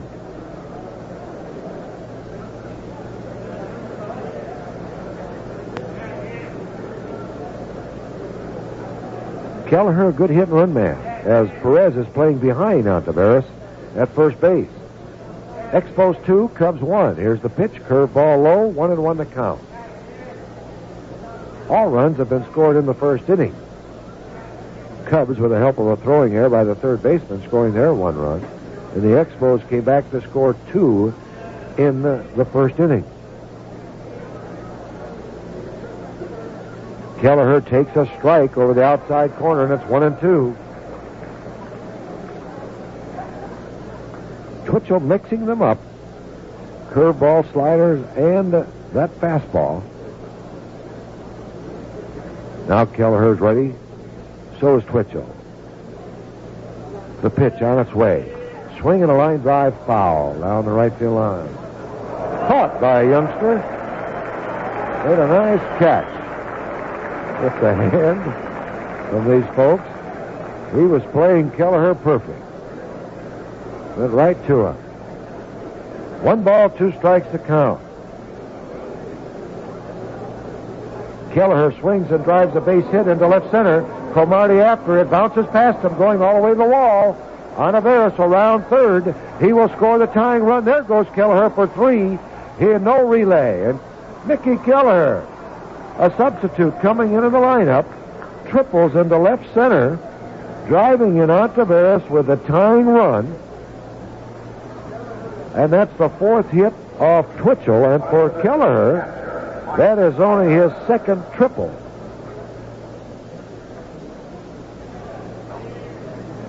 So Mickey has driven in his 9th RBI of the season. And he represents the lead run at third base.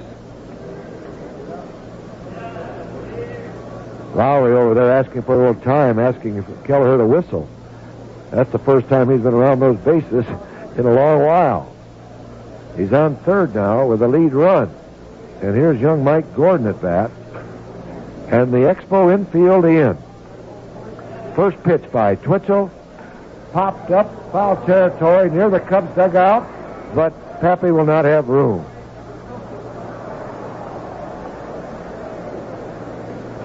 Toronto has taken a 4-0 lead over Baltimore.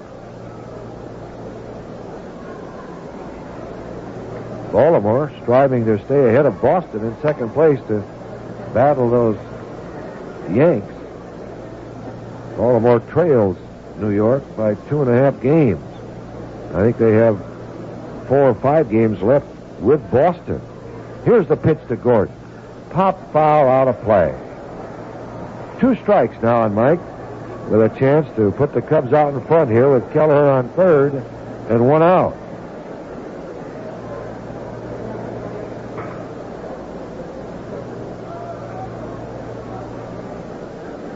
Twitchell taking his stretch. He's not going into his windup.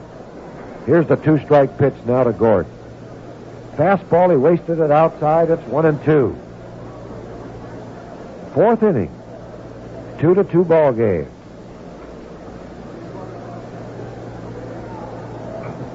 Twitchell looks in, gets a sign from Carter. Kelleher has a walking lead from third base. Here's the pitch. Curveball tapped down to the third baseman. Kelleher's going to try to score. He scores as Pappy goes to first base.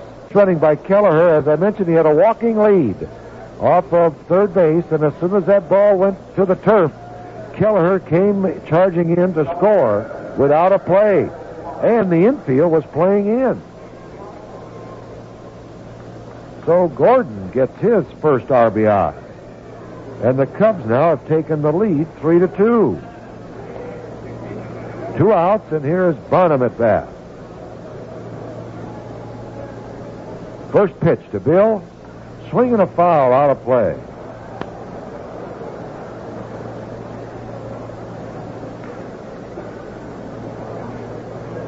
Bonham forced Gordon, who was on first, in the second inning at second base. The pitch, outside and low. 1-1 to count. Boston leads the Yankees 1-0 at the end of 2.5. Here's the pitch. Outside, ball 2, strike 1. They're in the 9th inning at St. Louis in the first game of their Twilight Night doubleheader, with Pittsburgh leading 4-1. The next pitch is fouled to the screen, and now it's 2-2 on Bonham.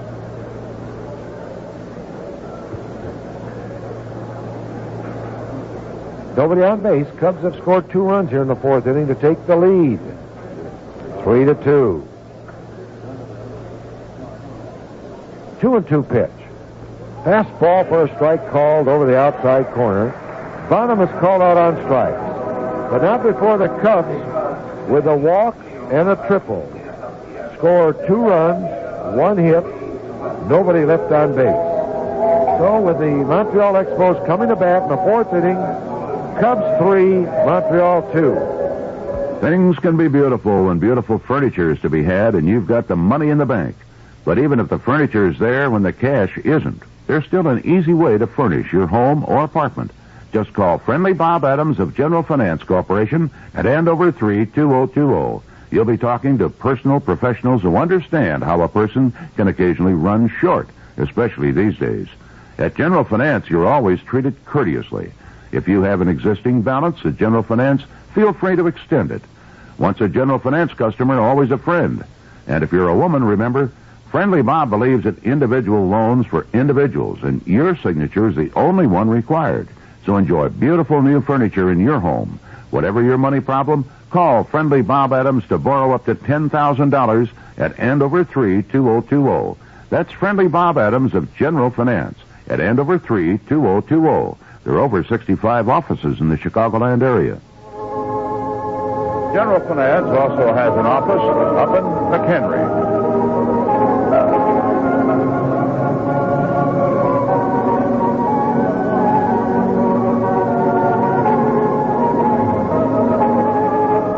Valentine will lead off, then Carter, and then Cromartie, as Bonham now has the 1-run lead.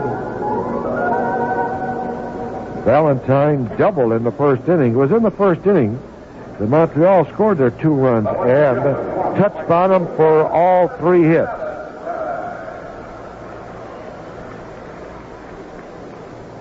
Valentine doubled down the third base line.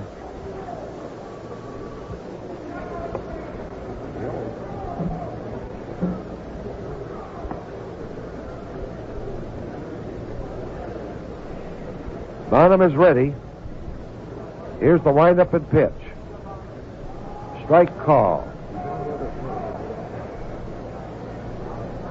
There's a curveball for a strike call now, and Bonham is getting a sign once again. The pitch on the way. Another curveball and a swing and a foul off of the glove of Gordon. Trio jammed his right ankle going to first base on that infield hit in the second inning, and consequently he had to be taken out of the lineup. Keller came in and tripled, driving in a run, and then scored the lead run.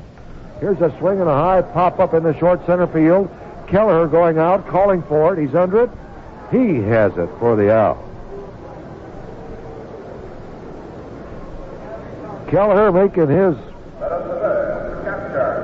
feelings and his playing felt here against the Expos, putting a little life in that lineup for the Cubs. backed up a throwing play by Gordon on the steal by Cash in the third inning, whereas the ball would have gone into center field and Cash would advance to third. Then he tripled in a run and scored another run. Here's a pitch. Fastball inside, ball one. Carter is batting. He flied out to Murcer in right field in the first inning. The windup and pitch by Bonham is a let-up, and it's a ball that went off of the glove, although Olson made no sign whatsoever there was a foul ball. So we'll have to wait and see what the call is. The board has it 1-1.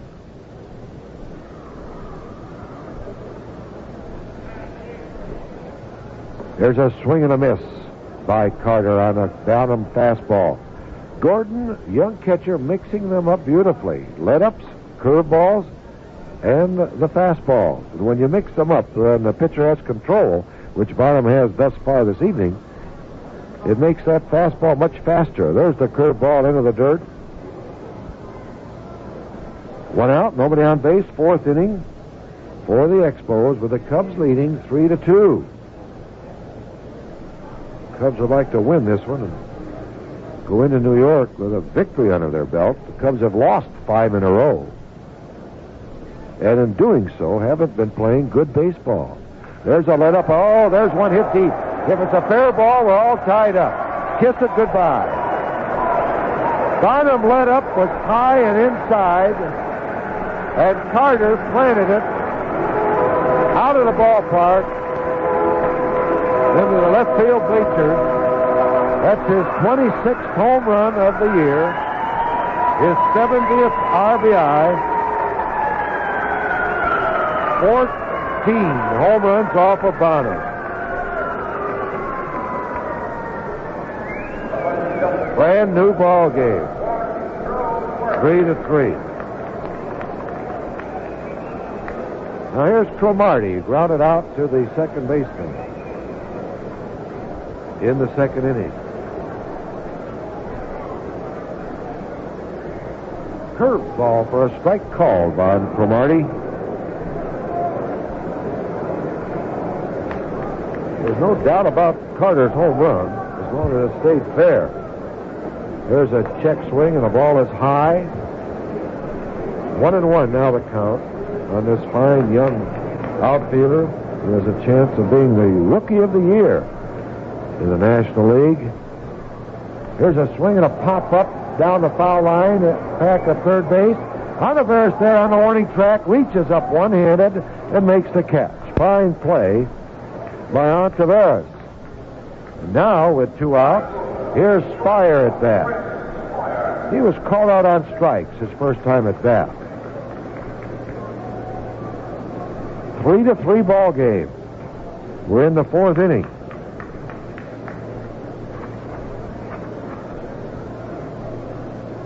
Spire batting 8th for Dick Williams. First pitch to him by Big Bill Bonham is fouled back to the screen. Strike one.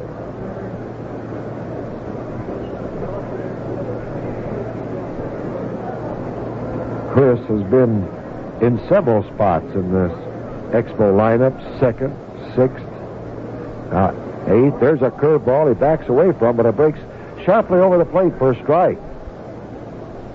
That's an indication of how good a curveball Bonham has tonight, as it's breaking very sharply when Spire backs away from the pitch. Another curveball, but that one broke outside. Ball 1, strike 2. 1 run in on Carter's 26th home run of the year. That was his 70th run batted in. Fastball inside, it misses. 2-2 the count.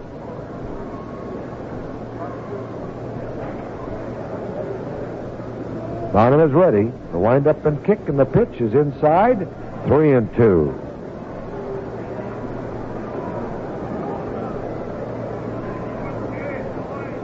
Full count on Spire. Twitch will do up next. Cubs would like to retire Spire to lead off the inning with Twitchell. Here's the pitch. Curveball, and he asks for the appeal, and he swings and misses as Harvey gives the appeal to the Cubs. So Spire strikes out for the fourth strikeout for Bonham. But in the fourth inning, 1 run on the home run by Carter, 1 hit, nobody left on base. At the end of 4, we're all tied up. And the score is Cubs 3, Montreal 3. If your exercise program includes sit-ups, try doing 14,118 of them. Sound impossible? It's not. Dale D. Cummings did it. 14,118 sit-ups from 11 p.m. November 29th to 11:02 a.m. November 30th, 1965. I'm Mike Pyle, and that's the way it's recorded in the Guinness Book of World Records. 12 hours and 3 minutes worth of grunts and groans, and a world record. If you think that's amazing, consider this. The world's largest Oldsmobile dealer doesn't operate out of a big city. That's right. Weil Olds, the world's largest Oldsmobile dealer, makes its home in little old Libertyville, Illinois. And smart shoppers are coming from Chicago, from all over the state, even from neighboring states, to buy their new Oldsmobiles from Weil in Libertyville. Why? Why do more people buy their new Oldsmobiles in Libertyville? You won't find the answer in the Guinness Book of World Records, not yet anyway, but you will find it in Libertyville, Illinois, home of the world's largest Oldsmobile dealer.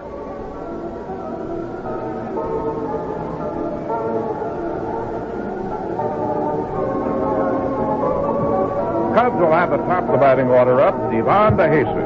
They come to bat here in the 5th inning in a ball game that's now tied 3-3. Vince Lloyd back with you. Minnesota Twins, I see, took a 2-0 lead in the 1st inning over the White Sox. Boston is leading the New York Yankees 1-0 in the 3rd. And Kansas City at the end of 5 in their first game, trailing the Oakland A's 4-2. Oakland at bat in the 6th inning against a rookie McElberry, who's come on of relief in Hassler for the Royals.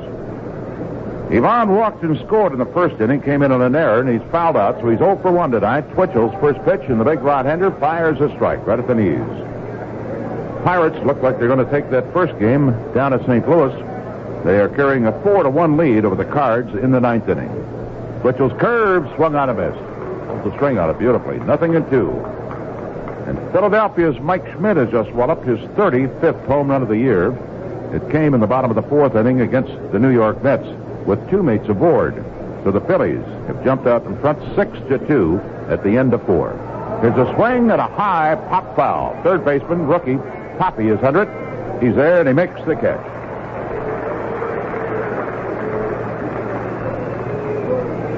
So there's one away. Larry Bittner will be the batter. He has a single and a double so far tonight. Yankees failed in the bottom of the 3rd inning, so the Red Sox still carry a 1-0 lead as they go to bat at Yankee Stadium in the 4th. And get this. Earl Weaver, who had come out, and time had been called in the Baltimore-Toronto game in the 5th inning when Weaver was out protesting a call. Big argument ensued. And get this, here's a swing and a ground ball to second baseman. Buckner is going to be retired. Davy Cash makes the pickup. That game between Toronto and Baltimore has been forfeited in favor of Toronto under Rule 4.15, which I've got to look up when I have the time, if I can find the rule book.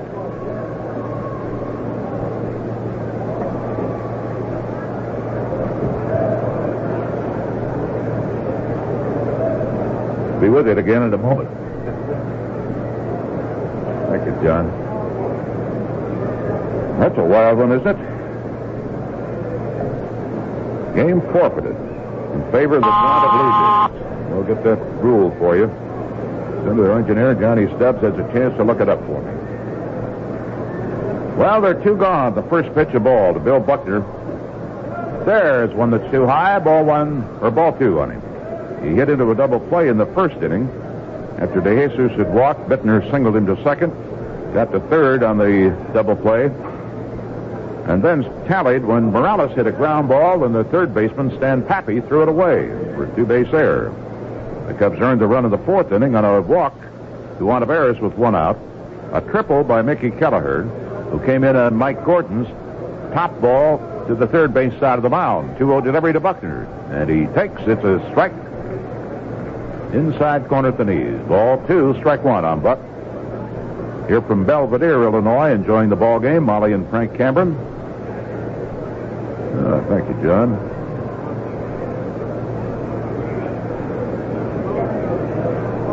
Takes that one and it misses inside. Apparently, the rule that is applicable here tonight, which the Toronto Blue Jays won the ball game on a forfeit. 3-1 delivery. Buckner swings. It's a high foul on the third base line. Long run made by the third baseman, and he can't get to it. It's into the box seats. Fails. When a team fails to obey within a reasonable time the umpire's order for removal of a player from the game may be forfeited.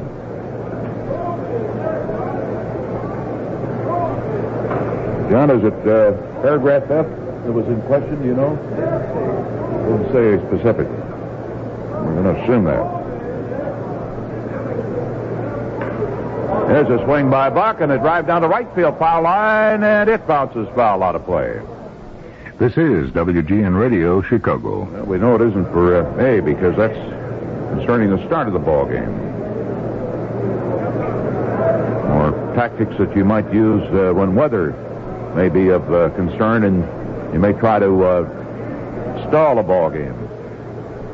Or you may try to speed it up unnecessarily just to shorten it. And we know that doesn't apply in this case also. 3-2 delivery. Buckner goes after it. Hits a high fly ball, and it should be hauled in. Dawson is over there, and the center fielder makes the two-handed catch to retire the Cubs in order in the top of the 5th inning. The Montreal Expos coming to bat in the bottom of the 5th. Let's pause a moment, however, for station identification. This is the WGN Chicago Cubs Baseball Network. And this is WGN Radio, Chicago at 3 minutes past 8. Wayne Twitchell is to lead off for Montreal in the bottom of the 5th. It is tied 3-3. Margaret's an antique nut, and me, I like driving through Michigan in the fall. Just looking. I love all the fall colors, oranges and reds and greens and golds. I like to go kicking around in the leaves. But Margaret, she'll always spot a place back in the trees, and sure enough, there's an antique sign. And there'll be a cat sleeping on a pumpkin. And I'll talk to the cat while Margaret buys a trivet. Michigan for trivets, she says. I say Michigan for camping and fishing and hunting and golf and tennis and color. Lord, you've never seen such colors. Michigan's for me and Margaret. Michigan's for everyone. For all there is to see and do in Michigan, no other state comes close. Call 372-0080 for your free Michigan Autumn Color Tour Guide with 24 separate tours and a report on the latest color conditions. Or come see us in downtown Chicago. That number once again is 372-0080. The Michigan Terrace Council. Doing a double check with Baltimore to be sure that we've got a specific paragraph. Why that game was forfeited when Earl Weaver came out and had a prolonged argument with the umpires, some play, and we'll be getting the details for you and pass them along to you just as soon as we're able to get them. Wayne Twitchell stepping in to lead off against Bill Bonham. The first pitch is a ball a little bit low. Ray Burris, it's been decided, is going to pitch the game that he started against the New York Mets. It was suspended because of the blackout. He's going to try to finish it up tomorrow night. He'll carry a 2-1 lead with 1 out in the 6th inning. There's a strike, ball 1, strike 1 now, and the pitcher, Wayne Twitchell. Curveball to him is a ball outside.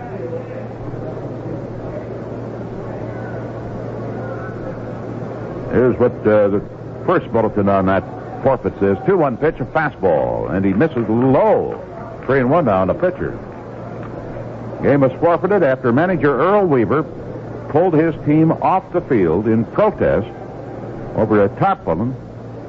And there is a breaking ball for ball 4 on 3-1.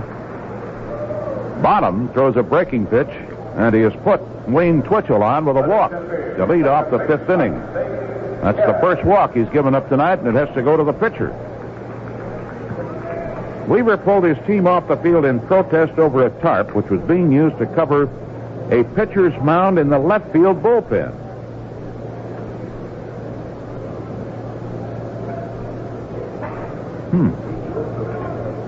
Well, if that isn't weird. Davy Cash has singled, reached on an error tonight, and he scored a run. Steps in, the right-hander swings, drives a fastball foul. Down the right field line, out of play.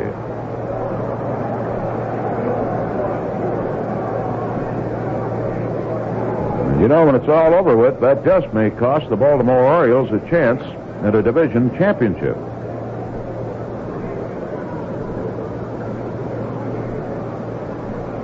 It's really something. 0-1 delivery. Look out, a fastball, and he has to jump back out of the way. Pete Broberg has now started to warm up in the Cub bullpen down the left field line.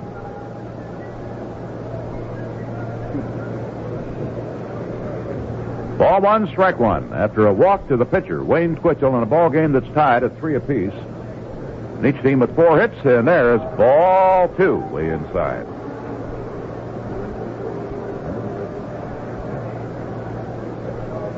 Runner at first and nobody out. Bill gave up a homer to Carter with the bases empty in the 4th inning.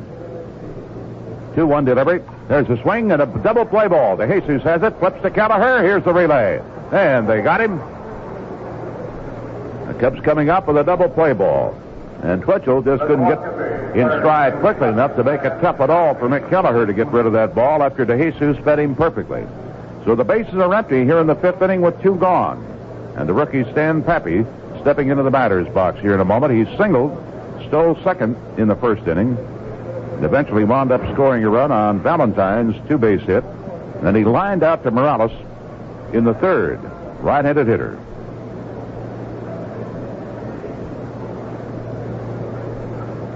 Kelleher in at second base as Trio started the ball game. Here's a swing and a drive down the right field foul line. It is foul and out of play.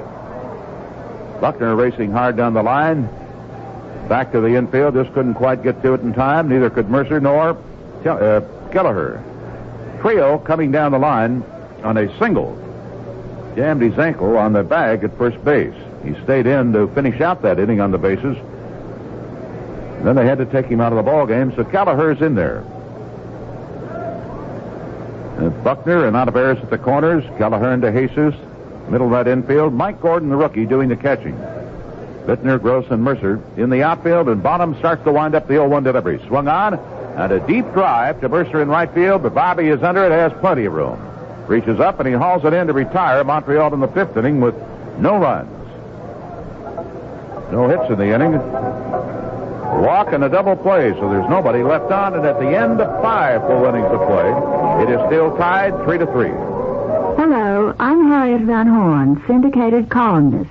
People who read my column know I'm not afraid to say what I think. And right now, I'd like to say what I think about life insurance. For too many years, we've been spending too much money for insurance because not enough of us knew about Phoenix Mutual, a 125-year-old company that specializes in low-cost whole life insurance. Independent figures show that at the ages most insurance is purchased, and mind you, based on the most widely used method of cost comparison, over and over, Phoenix Mutual comes in lower than other companies for the very same coverage. Ask your insurance agent about Phoenix Mutual's low-cost policies, or check the yellow pages for your nearest Phoenix Mutual agent. Now, I've been paid to make this endorsement, but I wouldn't have made it unless I believed in it. Yes, I believe in Phoenix Mutual.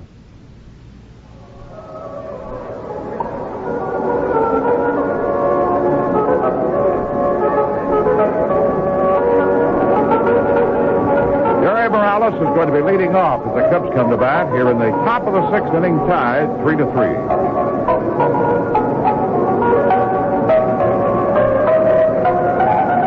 Larry Kuzman will be the probable starting pitcher for the Mets tomorrow night in that suspended game. And he's also scheduled to start the regular game that will immediately follow that one. Pat Zachary, the probable starter against the Cubs on Saturday in New York.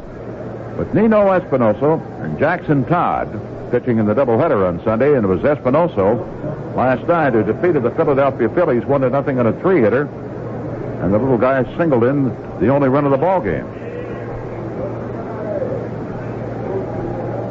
With Ray Burris scheduled now to go in the suspended game tomorrow night, Rick Rutschel will start the regular scheduled game against Koosman, and then Herman Franks and pitching coach Barney Schultz. There's a swing by Morales and a deep drive, left field. Cromartie going back. It's gone over the wall. A bell ringer for Morales gives the Cubs a 4-3 lead. His 11th home run of the year, his first one since August 26, when he got his last run batted in of the year. And he has just given the Cubs the lead, 4-3, with a shot over the 375-foot mark. Now let's see if Murcer can regain the range. Bobby has tapped out to the pitcher and popped up to the third baseman. Morales with his 11th bell ringer of the year. And his 69th run batted into the season.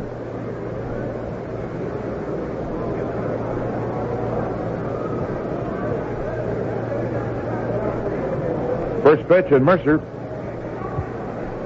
takes, and it's a ball, a little bit low.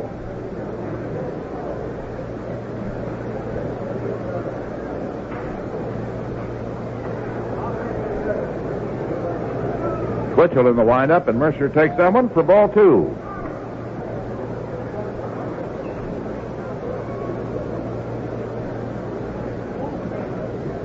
Dual pitch coming up to Bobby. But the Cubs now back out in front by a score of 4-3. Here's a pitch, a swing, and a deep drive into right center field. It's not as deep as I thought it was. It's much too high. Valentine is there. And he grabs it. One away in the 6th inning. That'll bring up Steve Olivares, who walked and scored on Mick Kelleher's triple in the 4th inning.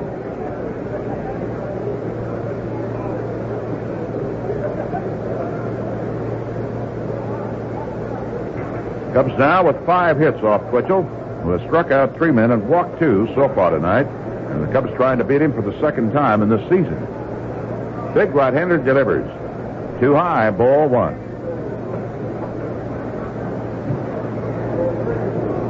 Phillies batting in the bottom of the 5th inning, and they lead the New York Mets 6-2.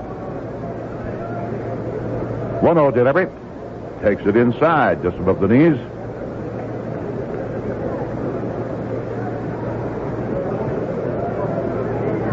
That's a Brett Baldwin in from the bullpen now to pitch against the Phillies in the bottom of the 5th inning. And they curve, and he checks his swing, and that's too low. Ball 3 on Steve Olivares, and they just might let him go after this one.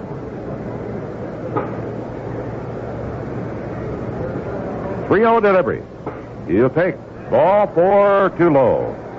Walk number 3 issued by Twitchell, and with 1 away here in the 6th inning, and the Cubs leading, Mick Kelleher in this situation, same spot of the 4th inning, drilled a triple and brought in Olivares from first base with it.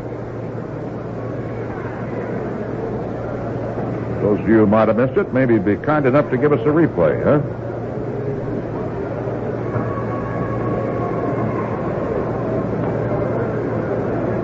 Yankees batting in the bottom of the 4th inning. Boston Red Sox with a 1-0 lead over New York. Twitchell's first pitch swung on. Ground ball foul in front of Harry Dunlop, coaching at first base. Earlier tonight, it was reported that Alvin Dark is not going to be retained as the manager of the San Diego Padres. I want to emphasize that was only a report. 0-1 delivery. He pushes the butt and fouls it over under the carpet on the first base side, out of the reach of everybody.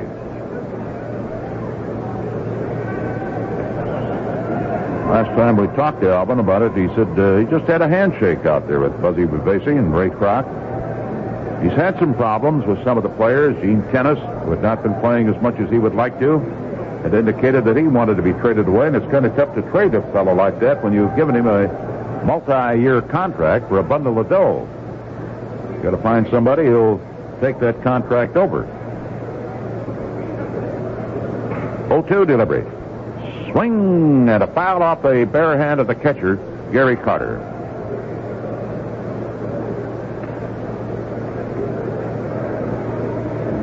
In that forfeited game, Clancy gets the victory for Toronto. Leaves him with a record of 4-6. And Grimsley is the loser for the 9th time this year for the Orioles. Game forfeited. Here's the pitch. Fastball high and tight to Mick. Ball 1, strike 2. He was kind of looking for that one.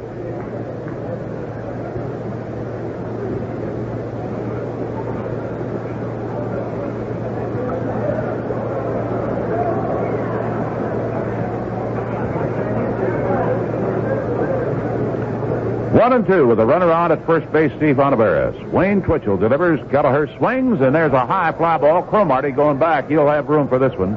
He is there, reaches up, hauls it in. Olivares gets back to first base, and there are 2 gone, and Mike Gordon will be the hitter now for the Cubs. Well, Reggie Jackson, who was the hero in last night's New York Yankee victory, after failing twice to sacrifice, running the count to 3-2, Reggie entered the ball game with a home run with a man on. He has just homered for the 27th time this season. Came in the 4th inning with the bases empty tonight, and that would tie up the ball game 1-1 in the bottom of the 4th. Reggie Jackson. According to the stories here, he also made 2 spectacular defensive plays last night.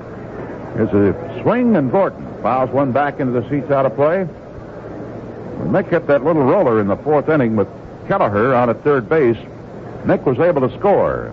So this rookie got his first major league run batted in.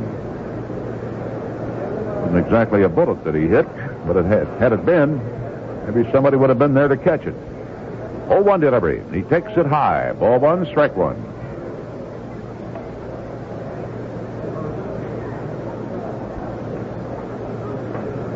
So the Yanks and the Red Sox are tied, and Baltimore had their game lost to Toronto on a forfeit of all things. Twitchell ready with a 1-1 delivery. Gordon swings and misses in a sharp breaking curve down and in to the rookie.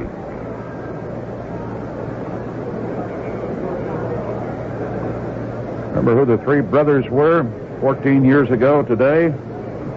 Played in the outfield at the same time for a National League ball club in a regular game 14 years ago today. There's the pitch, swung on and missed. And Gordon plans to retire the Cubs in the 6th inning. A Terry Morales leadoff homer gives the Cubs the lead. Walk in the inning, 1 man left on the bases. While you're thinking about the answer to that one, I'll give you time also to listen to this. At the end of 5 1/2 innings of play here at Montreal, the Cubs lead the Montreal Expos 4-3. You know, any knowledgeable baseball man will tell you that a good switch hitter is a pretty valuable guy to have in the lineup. Whether the pitching is right-handed or left-handed, you know there's one guy on your team who's equal to the occasion. Of course, you could say much the same thing about old-style beer. Some beers are fine for when you're hot and dry, and you just want to quench a thirst. But once you've satisfied that thirst, you find the flavor just isn't there. Now, that's where Old Style goes both ways. Great when you're hot and thirsty, and just as great when you simply have a taste for a beer.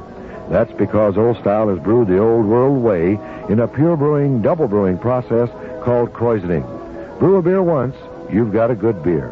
Brew a beer twice, you've got a great light beer. And Old Style is one American premium beer that is still fully krausened, naturally carbonated in the old world way. So try Old Style, pure brewed in God's country.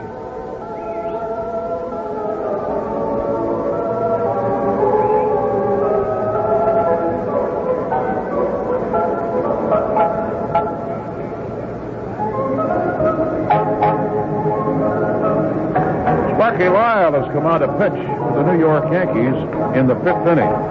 Reggie Jackson's homer in the bottom of the 4th has tied it 1 up.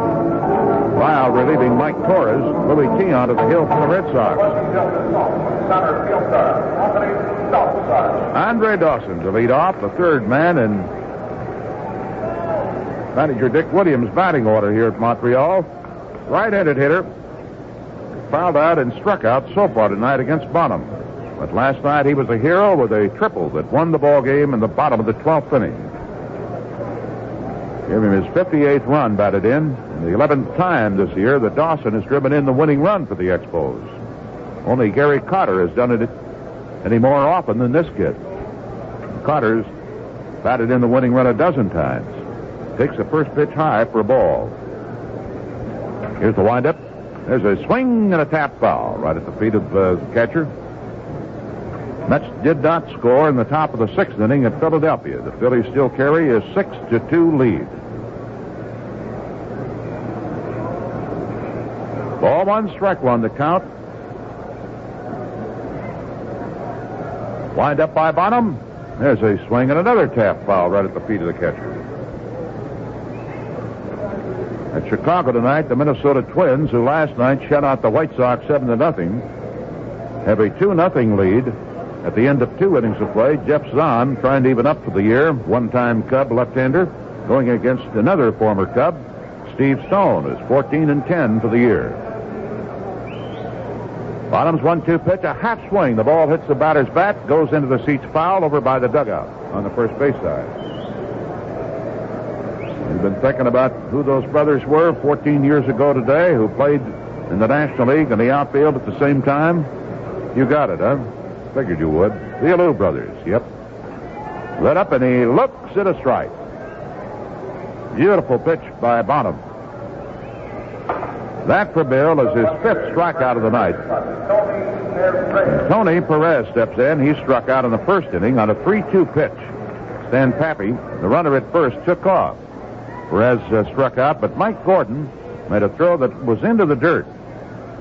And then Valentine brought him in with a double. First pitch by Bill, a fastball swung on. He fouls it way down the right field line. The Alou brothers, Felipe, Matty, and Jesus, all played briefly in the San Francisco Giant outfield the same time in a regular game 14 years ago today, September 15th of 1963. Felipe, of course, was the fellow who stayed around for the longest period of time. Here's a swing and a tap. Olivares charging in. He picks it up, throws, and Tony Perez, who's not exactly fleet of foot, was pegged out. There are 2 gone in the 6th inning, and that'll bring up Ellis Valentine. Doubled in him on his 72nd run batted into the year.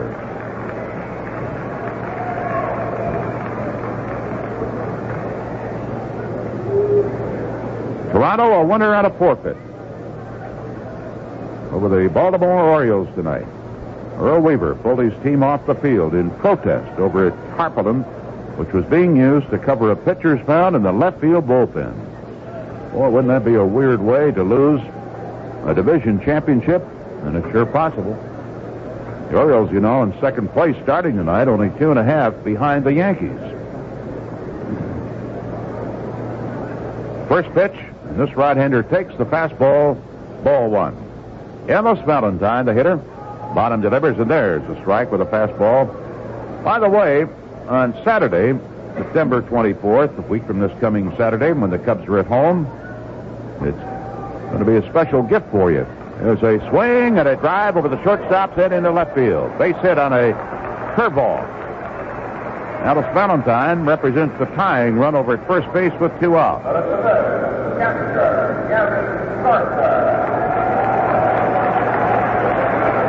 Here comes Gary Carter. Drilled his 26th homer. Pulled it over the left field wall in the 4th inning with the bases empty.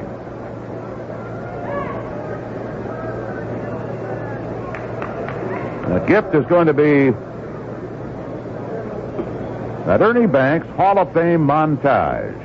The first 15,000 Cub fans at Wrigley Field, Saturday, September 24th, with box seats or general admission tickets, will receive the Ernie Banks Hall of Fame montage as a gift.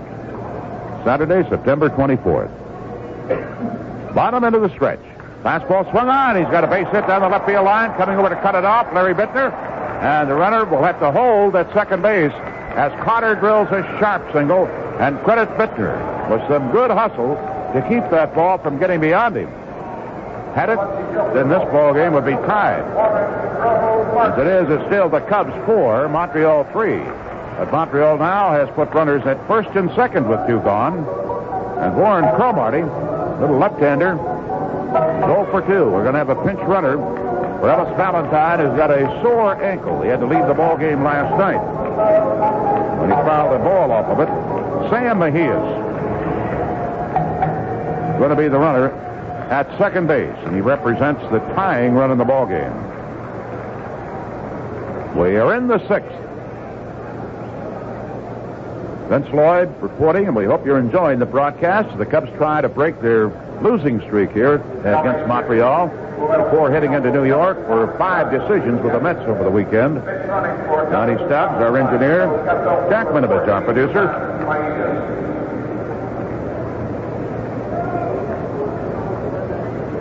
Expos now with a half dozen hits off bottom. 2 coming in succession after he retired the first 2 batters in this inning. And Cromartie, with an 8-game hitting streak, takes the first pitch of ball outside of this little left-hander. Dennis Lamp, right-hander, now throwing in the Cub bullpen. Dick Williams has a righty and a lefty throwing in his bullpen. Here's the pitch. Cromartie takes a fastball inside. Will McEnany is a lefty down the right field line in their bullpen. And Freddie Holdsworth, the right-hander. Bottom has fallen behind 2-0 with the tying run at second, the go-ahead run at first. Montreal threatening in the bottom of the 6th with 2 out. And the 2-0 pitch. Cromartie swings, ground ball to the shortstop to Jesus, bubbles, picks it up, throws, hits the force play at second to retire the side. Nice recovery by Ivan de Jesus.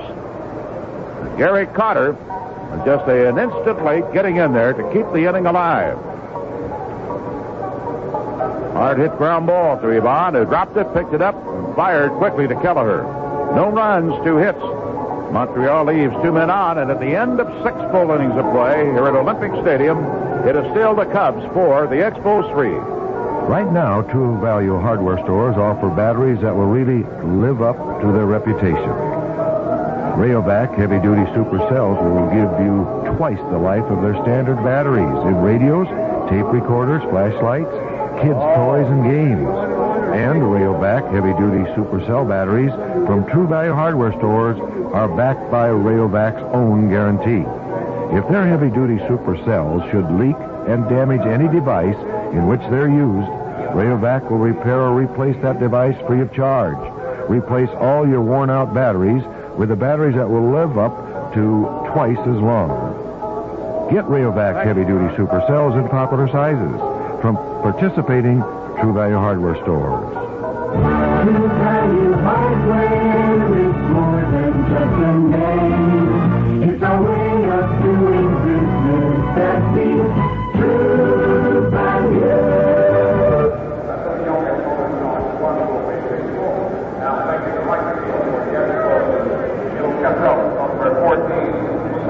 Sam Mejias, who came in as a pinch runner, will stay into play right field here in the 7th inning. We have another detail now on that forfeit of that Baltimore-Toronto game to the Blue Jays.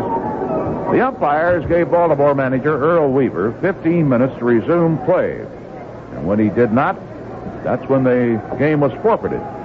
Weaver said he wanted either a tarpaulin to protect his bullpen, or he wanted them to remove the tarpaulin that was protecting the bullpen of the Blue Jays. And that certainly doesn't seem like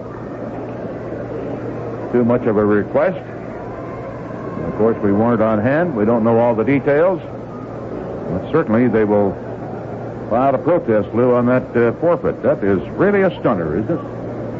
Well, it's dog days, and you never know what managers will do nowadays when they get in a close race. But I can't understand that. If he has his 2 pitchers warming up, there's no reason that the bullpen should not be covered for Toronto. If Toronto's warming up, they have to take off the tarp to warm up. But if the bullpen is not being used, I can see no reason for not protecting it. Now, we if don't have Baltimore, the details on that. Yeah. Well, that's what you said in the No, story. I didn't say isn't anybody it? was warming up. Well, but the story we got over there is that Baltimore had 2 pitchers warming up. And while they were warming up, I didn't have that. I thought you were reading the thing. No, well, no. that's the story. Oh, that explains it.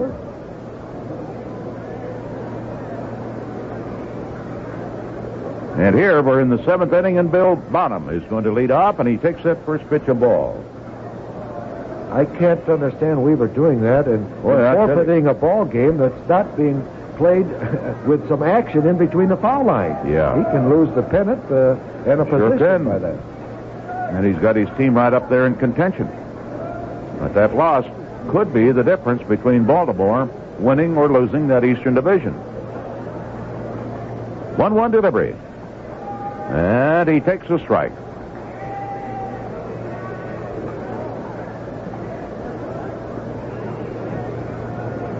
Wayne Twitchell yielded a homer to Jerry Morales leading off the sixth inning. There's a curveball swung on and a high pop foul. Gary Carter, the catcher, coming to the screen. He does not have room, and it's back out of play.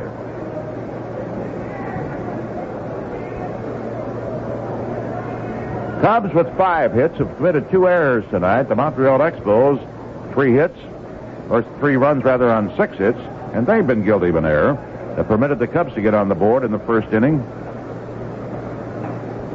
Cubs with 1 hit in the first inning, 1 in the second, 1 in the third, 1 in the fourth, and the home run in the sixth inning. Now the pitch to bottom, and he takes it high and tight.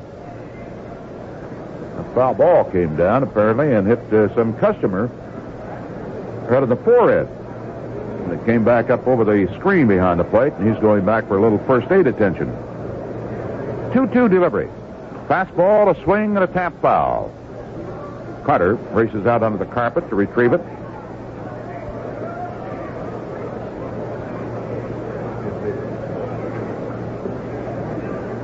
Yeah, here are the details on the story, which we had not seen earlier. Orioles trailing, you knew that, 4-0 in the last of the fifth, and Weaver asked the plate umpire, Larry Barnett, a veteran, to order a tarpaulin removed, which was covering the pitcher's mound in the Toronto bullpen, down in the left field corner. The tarp was there to protect it from steady rain. Here's a swing and a ground ball past the pitcher, but the shortstop Spire behind second has it, throws, and he's got him. Nice play by Spire, directly behind second base. At the time of Weaver's complaint, the Orioles had 2 pitchers warming up in their bullpen in right field, and Weaver felt it was unfair that the bullpen of Toronto, their mound, was covered while Baltimore's was getting soaked from the rain. And he pulled his club off the field into the dugout. Barnett gave him 15 minutes, as the rules say, to get back on the field. When they did not, he ordered the game forfeited. Well, now that clears it up for me anyway, but I don't understand why Weaver... His bullpen was being used. Yeah. If his bullpen was not being used and he didn't have a cover, then I can see. He should have asked for an umbrella over those fellas, Lou. Well, he shouldn't have warmed up his pitchers and see what would have happened.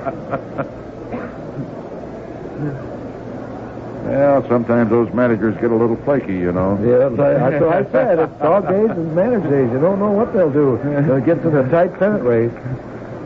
Start putting the left shoe on the right foot and things like that. There was a curve to Jesus, swung out and missed. I went to the wrong hotel room one time. 48. What's if it swung out and fouled? Well, I don't know what's happened to our friend Mr. Brickhouse. But we're here in a new hotel here today, and I'd taken a little walk today, and I was coming back to the hotel. I was maybe 50 yards, no more than that away from it, quarter of a block, and I see Jack walking in the opposite direction on the other side of the street. I hollered over to him, and he smiles, says, "Come on over." I walked across that narrow street. He said, "Where are you going?" I said, "I'm going to the hotel." Well, he says, "No, I'm going to the hotel." I said, "Well, if you are, you're going to have to go around the block." He said, "You mean that isn't it right over there?" See, it affects broadcasters, too. He was one of the apartment buildings. I said, "Jack, that's an apartment building. If you're interested in going over there to buy one or something or rent one, go ahead." He says, "That's not our hotel." Now, this is in the daytime. Had it happened after the ball game last night, after he'd stopped for some refreshments, then I could understand. It was broad daylight. After that trip from St. Louis and last night's 12-inning game, anything's apt to happen. Grand old man. I took him by the hand and led him back into the hotel lobby. Gave him a little sack of jelly beans. He was happy. 0-2 pitch. Jesus takes a curve, and it's low. Ball 1, strike 2.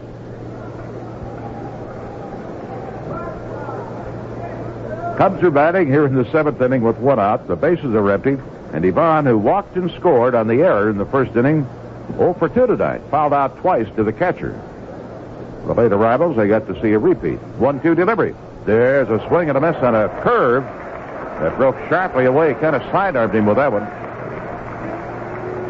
Let's pause a moment for station identification. This is the WGN Chicago Cubs Baseball Network. And this is WGN Radio, Chicago, 835.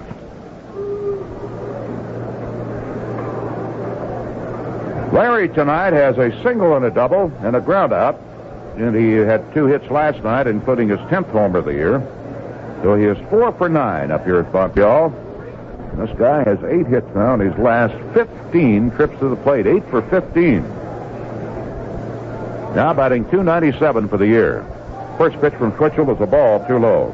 Well, the Pirates won that first game at St. Louis tonight, despite a Cardinal rally in the bottom of the ninth that fell 1 run short. Pirates a winner 4-3 in the first one. 1-0 delivery. Takes it low. John Candelaria held on to get his 16th win against 5 losses. Eric Rasmussen tagged with his 15th defeat of the season after 10 wins. I'm sorry, Candelaria now 17-5. Gets the win. 4-3 in the opener. That's the score here, 4-3, favor the Cubs. Buckner takes Twitchell's next pitch low, ball 3.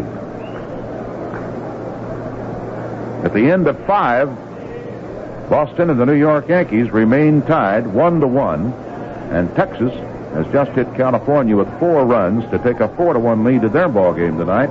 Hargrove brought up a homer, his 16th of the year for the Rangers in the 2nd inning, so that's increased their lead to 5-1 in the bottom of the 2nd. There is ball 4 to Buckner. So Larry draws a walk.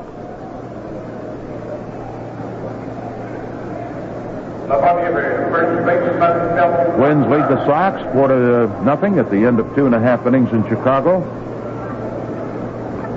And at the Oakland A's 5, Kansas City 3 at the end of 6 innings of play in their first game tonight. Buckner with a walk keeps the inning alive, and here comes Bill Buckner. We're going to have a pinch runner now. Jose Cardinal is going to run for Buckner at first base. Jose, who was way down in the bullpen down the left field line, now is going to take plenty of time as the little fellow finally reaches the carpet on the first base side of the infield.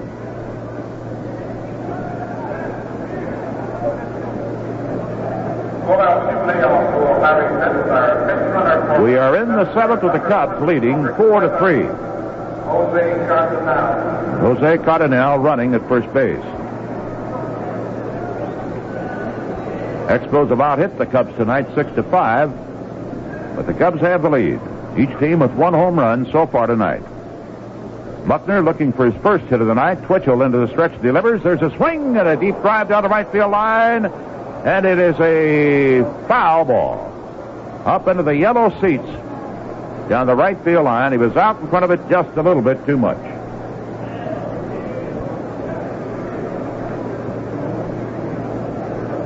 So Jose trotting back to first base, and Buckner getting back into the batter's box. Tomorrow night, Ray Burris is going to be the starting pitcher in the suspended game against Jerry Koosman of the New York Mets. And we'll have the regularly scheduled game and meet the Mets again Saturday in a single one and a doubleheader on Sunday. Here's the pitch. Takes the fastball that's just outside.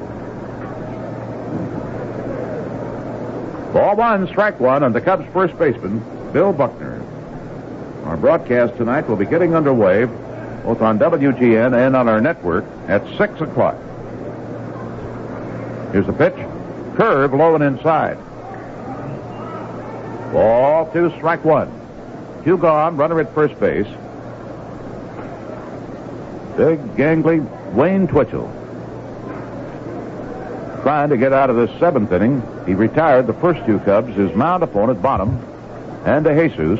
Struck the Jesus out with a good sidearm curveball. Then walked Bittner and Cardinal running for him. At a count of ball 2, strike 1 on Bill Buckner. Twitchell taking an awful lot of time. He looks again down to Gary Carter. Max has always never seen that sign before.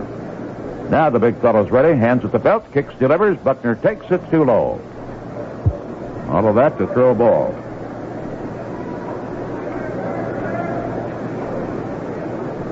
Houston tried to move into second place in the National League Western Division. Shaded the San Francisco Giants this afternoon at Candlestick Park, 6-3. And the Reds playing the Dodgers tonight on the West Coast.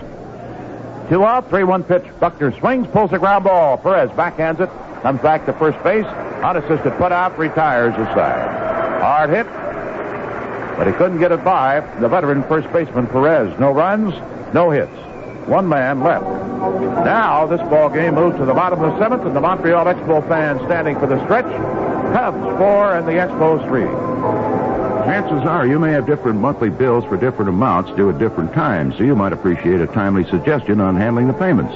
Consider combining all your monthly bills into a single convenient monthly payment with a consolidation loan from friendly Bob Adams at General Finance Corporation.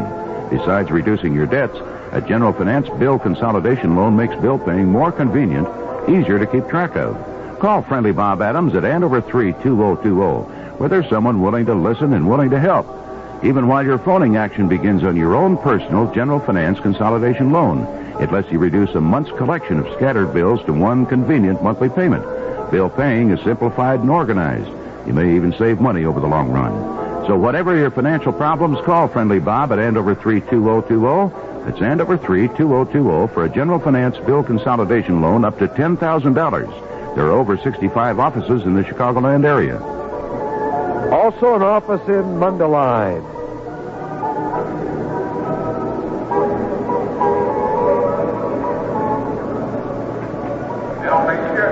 We'll be looking for a pinch hitter here. Chris Spire is to lead off, and a pitcher due up next.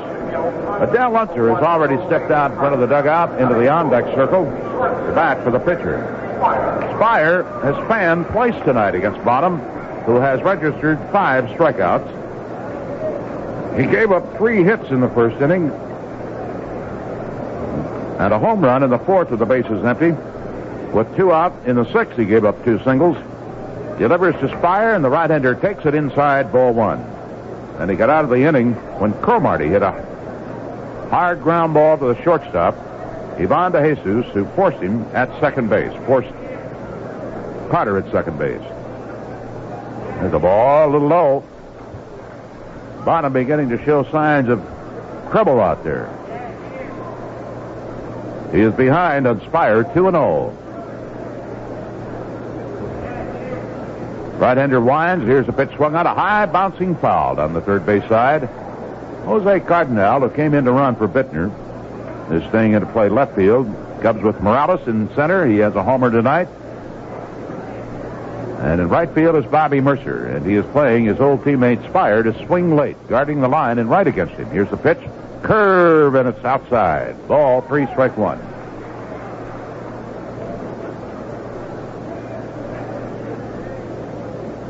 Bill with only 1 complete game this year, and that was his first start of the season. There's a fastball swung on. He pulls it foul on the third base line. Ball 3, strike 2.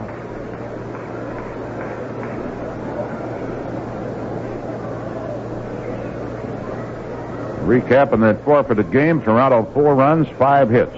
Baltimore no runs, 2 hits.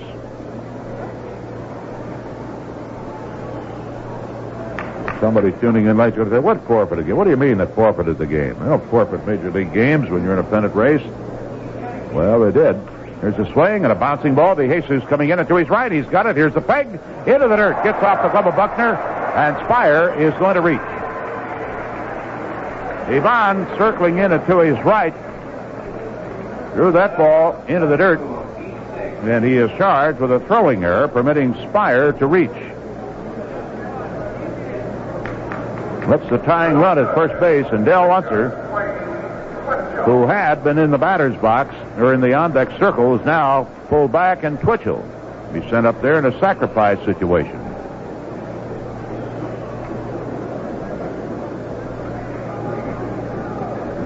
Under the forfeit rule, all the players' records stand in that ball game tonight between Baltimore and Toronto.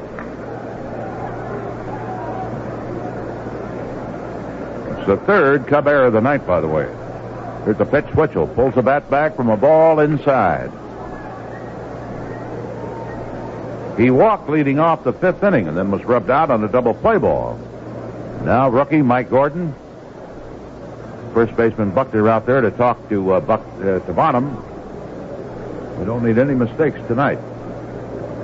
Cubs committed one last night that was very costly, proved to be the tying run in the ball game, and eventually sent it into overtime, and Montreal pulled it out in 12 innings. Buckner charges up the line, and this time Twitchell swings at the pitch, and he misses. 0-1, strike one. Pirates a winner at St. Louis in their first game tonight, 4-3. Candelaria over Eric Rasmussen.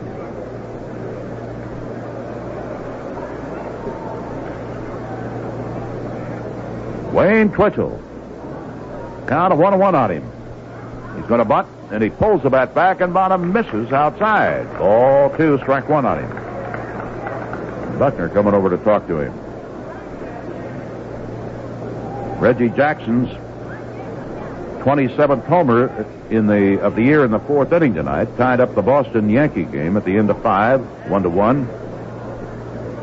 Texas leading California 5-1 at Texas in the bottom of the third. Throw to first to keep the runner close. And Oakland leading Kansas City. Here's the pitch. Twitchell pushes the ball up in the air. On a bare-hand pickup. Whirls throws to DeJesus, who has to return to second to step on the bag, and there's no chance to get Twitchell. And there's a weird one, as Spire apparently thought that ball was going to be caught in the air, and he was heading back to first base. I thought, Lou, we had a good shot at a double play there. Yes, it could have been a double play had Bonham thrown perfectly to DeJesus, but it pulled him off the bag. And I was glad to see DeJesus be sure of that lead man. He went back and touched second base. So it's a fielder's choice for Wayne Twitchell. And there's one out with Davy Cash, the hitter. He's reached on an error, a single, and he's hit into a double play tonight.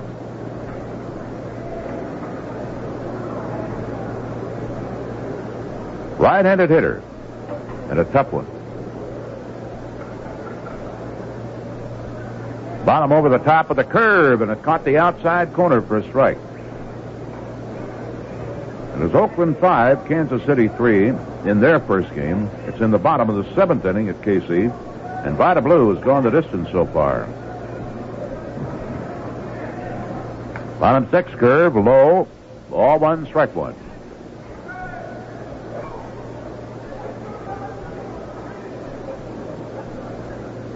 Dennis Lamp, standing out in the Cub bullpen, is ready if needed.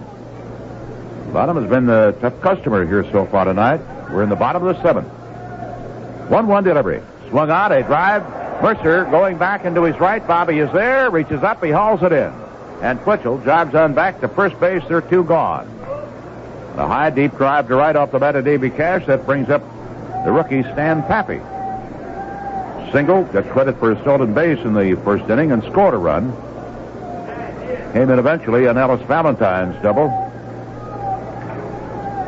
And he lined out to Morales, who plays him to swing late. Jerry over into right center field for him. That was in the third inning, and then in the fifth inning, he flied out to Murcer, who guards the right field line against him. Cardinal moving several more steps off the left field line. First pitch to him, and he takes a curve that's outside at the knees, ball one. Two gone. Mike Gordon, the Cub catcher tonight, has to know Stan Pappy pretty well. Both were in the minors this year. There's a swing and a liner caught by Steve Ontiveros. A beautiful catch. He has just robbed this rookie of an extra base hit. Absolutely fantastic reactions by Steve Ontiveros on a bullet off the bat of Stan Pappy. And the Montreal Expos are shut out in the seventh inning. No runs. No hits, one error, more than made up for by that great catch by Steve Ontiveros, one man left on. And at the end of 7, the Cubs are still leading 4-3. Okay, fans, don't forget it. Fiat prices start at just $29.98 and deliver 35 miles per gallon, highway, 23 city, EPA-rated mileage. May vary, but let me tell you... Lou, hold on. This is the place where our Fireside Chrysler Plymouth Mazda commercial. Well, so it is, Vince. Fireside Chrysler Plymouth Mazda now sells the entire Fiat line, too. By golly, sounds like Fireside's trying to please today's economy-conscious young people. You're so right, Vince. The young folks are looking for cars that are easy to buy, easy to own, real mileage machines. And let me tell you... that's where the Fiats come in. Come in and see them, friends. 128 sedans and wagons, little sport spiders, X19 sport cars. They've got them all at Fireside Chrysler Plymouth on Gulf Road, just west of the Woodfield Shopping Center in Schaumburg. All right, Lou. Say it. Say what? Fireside's full name. Without taking a breath. Fireside Chrysler Plymouth Mazda Fiat Lancia. Hooray! Yeah, I did it? You're kidding. You did it. Oh, how about that?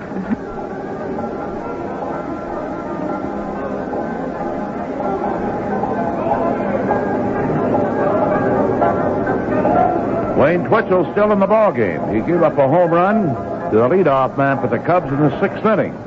Let's see if history can repeat, because that leadoff man here in the 8th is Jerry Morales. He got his 11th home run of the year. On his last one, on August the 26th, out at San Francisco, came off Jim Barr and accounted for his last run batted in until here tonight. Twitchell finishes his warm-up tosses. Morales to be followed by Bobby Murcer and Steve Ontiveros. Jerry Morales.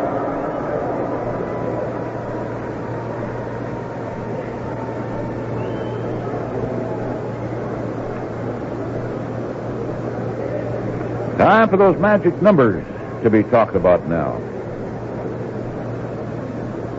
And it's getting perilously near the end. The 1977 season for the Cubs to win a championship. Their magic number starting tonight against the Philadelphia Phillies is 4.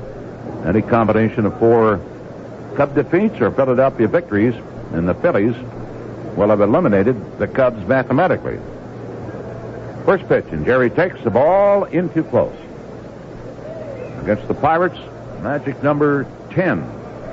Combination of 10 Pirate losses, Philadelphia defeat, or victories, rather, would eliminate Pittsburgh, their nearest competitor.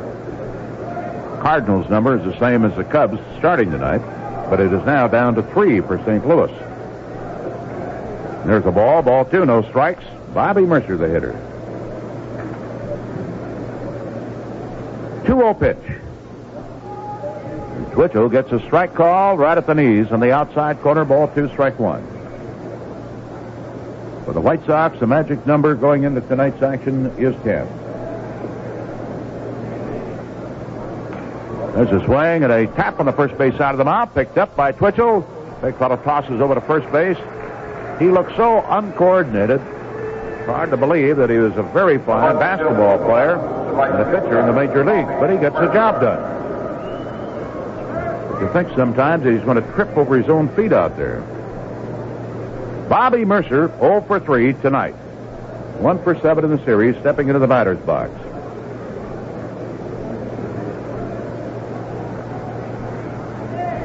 Twitchell winds, the right-hander's pitch.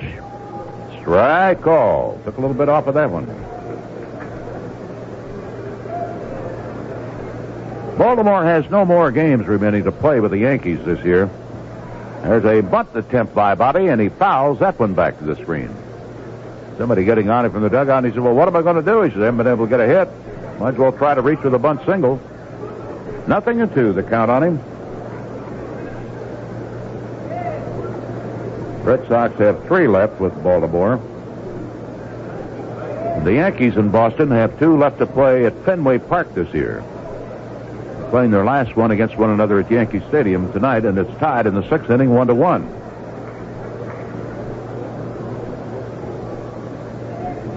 Baltimore has no more cracks at the Yankees, but they have to play Boston 6 times, 3 at home, and 3 at Fenway Park.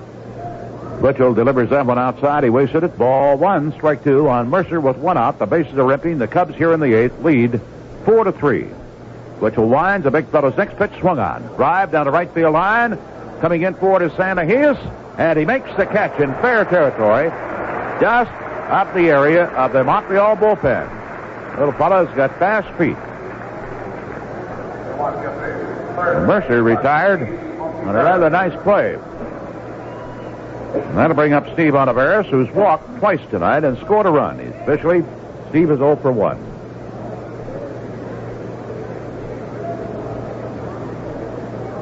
Royals, going into tonight's action, have 11 games left to play at home and 8 on the road. They're getting 2 of those 11 underway tonight, and they're losing the first one to the Oakland A's. So after tonight, Kansas City will have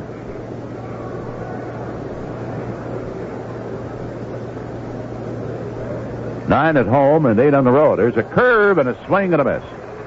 0-2. I'm sorry, a foul ball off his bat.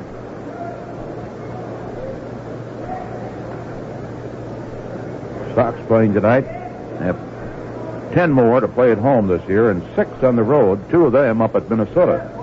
But they have none to play with Kansas City.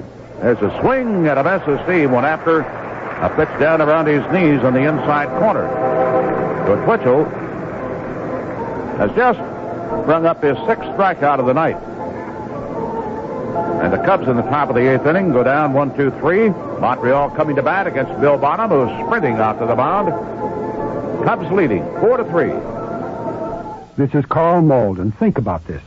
You save all year to take your family on vacation, but unless you're carrying American Express traveler's checks, everybody could lose their vacation. Now, other traveler's checks may look the same, but if they're lost or stolen, they all don't work the same. Remember, American Express traveler's checks can give you an emergency refund 24 hours a day, 7 days a week, all across America. Try getting that with cash or just about any other traveler's check. Insist on American Express traveler's checks. Don't leave home without them. Terrific movie. Oh, wow. Hey, let's all go get a sundae. Oh, great. There's a little place on 6th Street. We could go to McDonald's. McDonald's. You're the one. Come try our brand new sundae. Do they have hot caramel sundae? Hot caramal, hot fudge. If they got pineapple, you got me. Pineapple. We got them. How about strawberry? They got strawberry. Go. What are we waiting for? The bus. McDonald's. Come on. Taxi. Taxi. We do it all for you. New McDonald's sundaes. We do it all for you.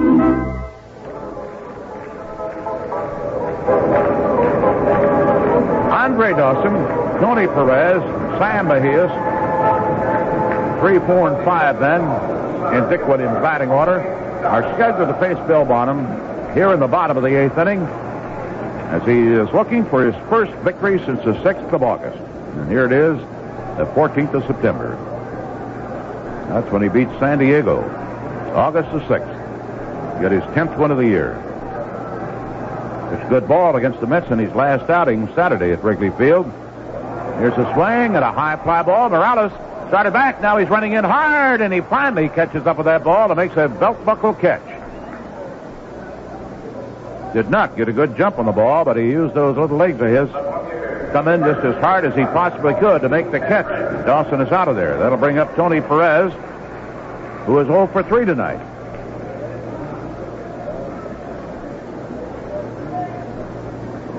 In the very first start this season for Bill at Philadelphia, he went all the way and got the victory.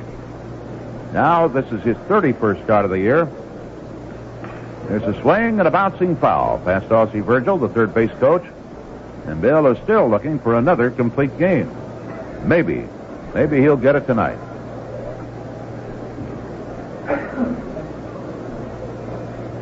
He has not exactly been given a big cushion. Score 4-3. He's allowed 6 hits. The Cubs have a total of 5. Here's a fastball taken for a strike over the outside corner, 0-2.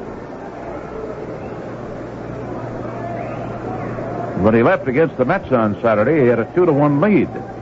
When the ball game was over, the Mets won it 7-2. Curveball outside, ball 1, strike 2. Kelleher into Jesus. Shading towards the outside corners of the infield. Here's a swing and a ground ball back of third. Olivares has it, throws, and he is safe at first base. Umpires rule that a fair ball. Let me tell you, that had to be just fair by inches. Very, very deep at third base. Pepe Frias is going to run for Perez at first base. The fellow with any speed at all, that would not have even been close at first base. It was very, very deep at third and had to be hugging the chalk line. It's an infield hit, and he represents the tying run at first base. Pepe Frias. And Dale Unser is now going to bat for Sam Mejias, who had come in to run for Valentine. The ninth inning, Valentine nursing a sore ankle, and Unser, left-hander, now pinch hitting with one out. Dale takes, and the first pitch to him is a ball, too low. June 4th of 74, the Indians forfeit. This is WGN Radio, Chicago. Cleveland. Oh, I remember this one, yeah. Remember, Lou, when they had that beer promotion night? Yes. And the fans over there just became absolutely unruly and out of complete control. And Cleveland had to forfeit the ball game. Hung on, they drive it to left field. Jose is there. Cardinal comes in a couple of steps. Makes the one-headed catch, and Unser is retired, 2 gone. Runner at first base, 4-3 score Cubs. And Gary Carter stepping in. This is a pretty much different situation. The manager, Earl Weaver in this case of Baltimore tonight, got so upset. He had his pitchers warming up in the bullpen. There was nobody warming up in the Baltimore bullpen, and there was a tarpaulin covering their bullpen, and he wanted that removed because it was raining lately. And they wouldn't do it. He argued, and finally, the umpires said, that's it. Larry Barnett, crew chief there, and a good veteran umpires. And I'm sure that he had warned him several times that if you don't cease and desist, you're going to lose this on a forfeit, and that's what happened. The Orioles had won 7 in a row and 10 out of their last 11. But tonight it's a forfeit. It moved into second place last night. Now a 1-0 delivery. He takes a strike right at the knees. We got to pause a moment for station identification. This is the WGN Chicago Cubs Baseball Network. This is WGN Radio, Chicago.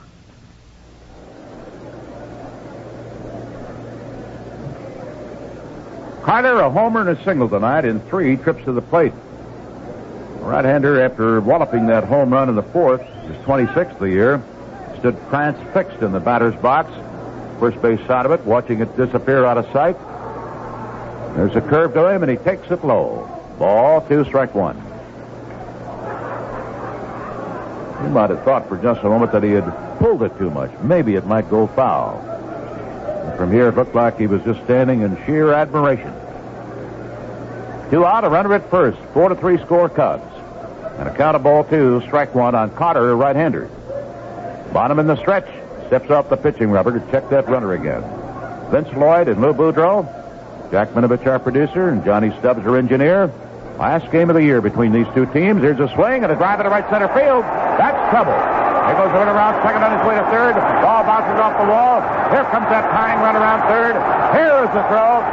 And it finally winds up in the hands of DeJesus. The ball game is tied. Carter with a double into right center field. Seemed to me, Lou, like that throw came in over the cutoff man. Missed the cutoff man entirely, but I don't think we would have been able to throw the pinch runner out, Frias. He was running around third when I noticed the ball was thrown over Kelleher's head. That Carter has been murder against Bonham. He sure has. The only time he got him tonight was in the first inning when he flied out to Murcer, who right now is standing way back against the wall, shoulders against it, thinking, what in the world do we have to do to win a ball game? Now Morales is going over to talk to Cardinal, while Herman Franks is going out to make a couple of changes in the Cub batting order. And one of them, of course, is going to be the pitcher.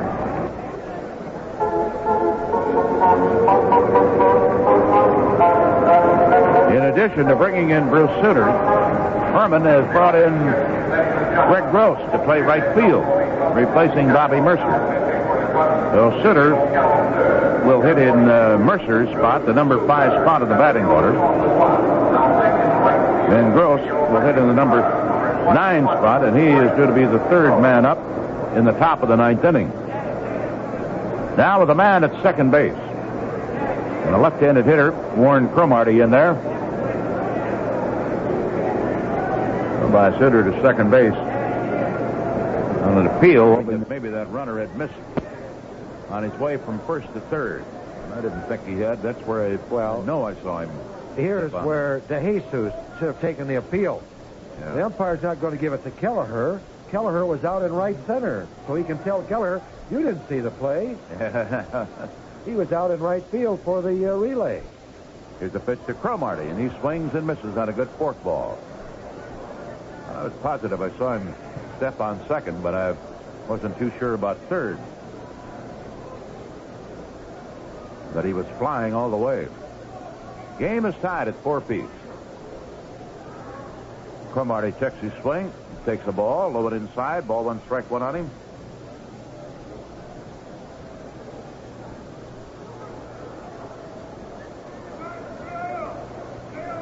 Sitter's stretch.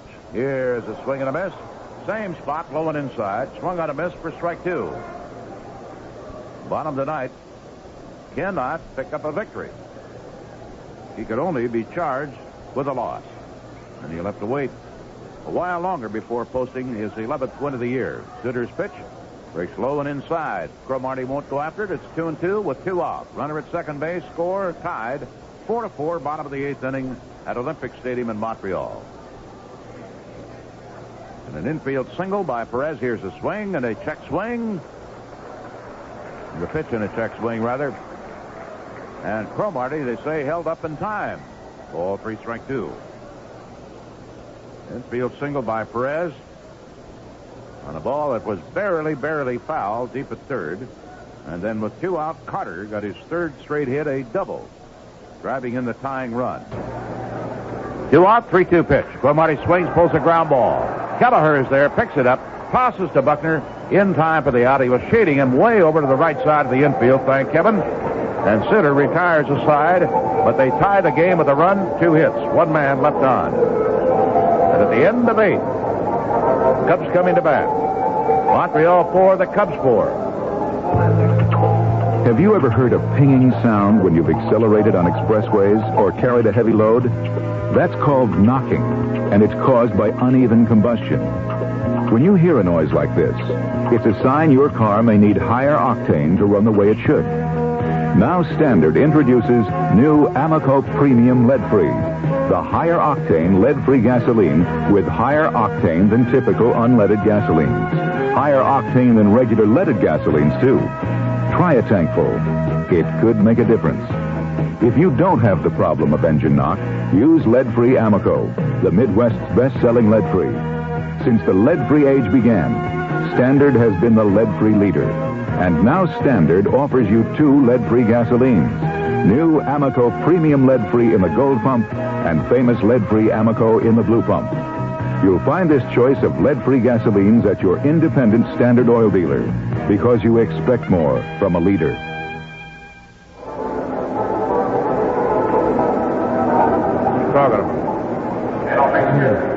We have a new first baseman, Dale Unser. We have a new shortstop, Pepe Frias, and a new right fielder, the 3rd one of the night, Jerry White.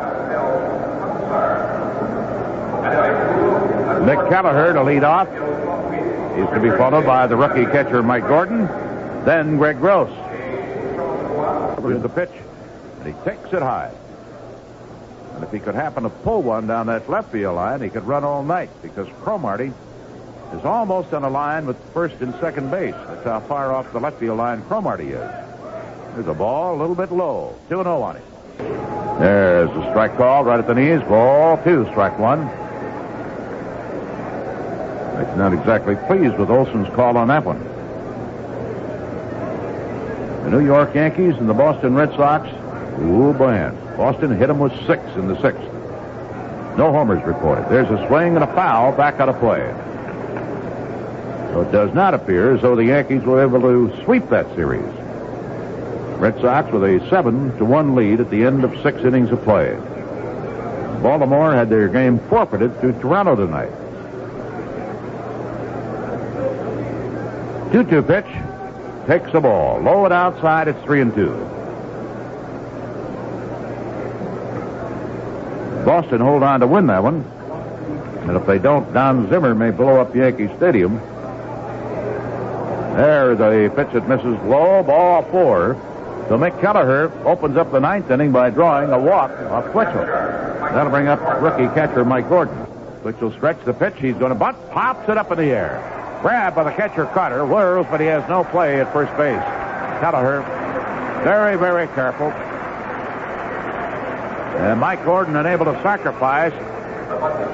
Popped one up about 7 or 8 feet away from the plate on the third base side, grabbed in foul territory by Gary Carter.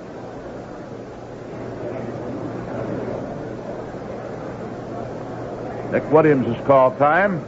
Going out to the mound as Twitchell seems to be having an awful lot of trouble keeping the mud out of his spikes suddenly. Will McEnany is going to come in. He's had awfully good success, particularly against a couple left-handers in relief this year. And Twitchell is leaving in the 9th inning with the ball game tied 4-4. And he's getting a good round of applause from this crowd, which tonight numbers 7,369 paid. They're really giving it to the big guy.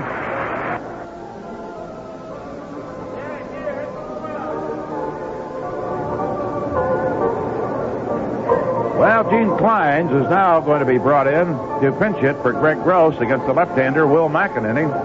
He and everybody else appeared in relief last night for Montreal. Handled the Cubs like they were little babes. Kleins hitting .299 for the year. 3 homers, 37 runs batted in. The last game the Cubs won came on his pinch hit homer. And that was last Friday at Wrigley Field, shot in the 9th inning. Since then, the Cubs have wound up on the loss side 5 consecutive times.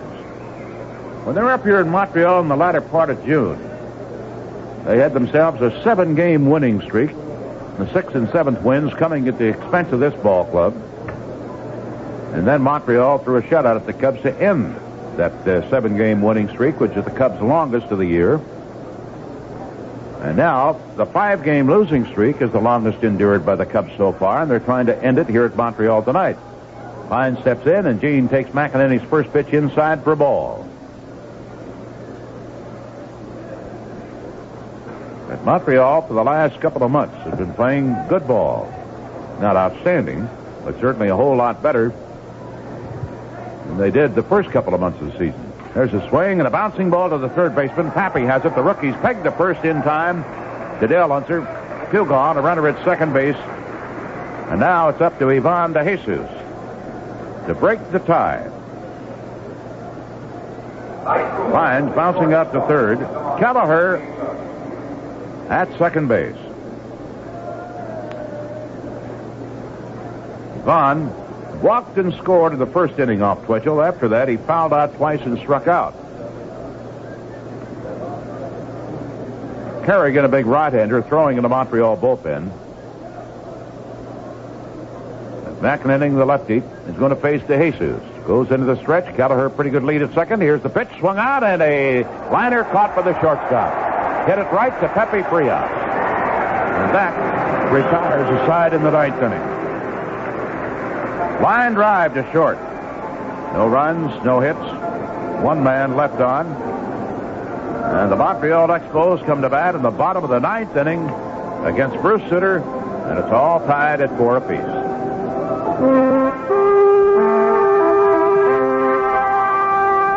When you brew a beer in God's country, you begin with sparkling, pure Wisconsin spring water. Water that flows deep beneath the ground. Then you pure brew, double brew it in a traditional old world way called krausening. Krausening is the most natural way to brew beer and the most expensive.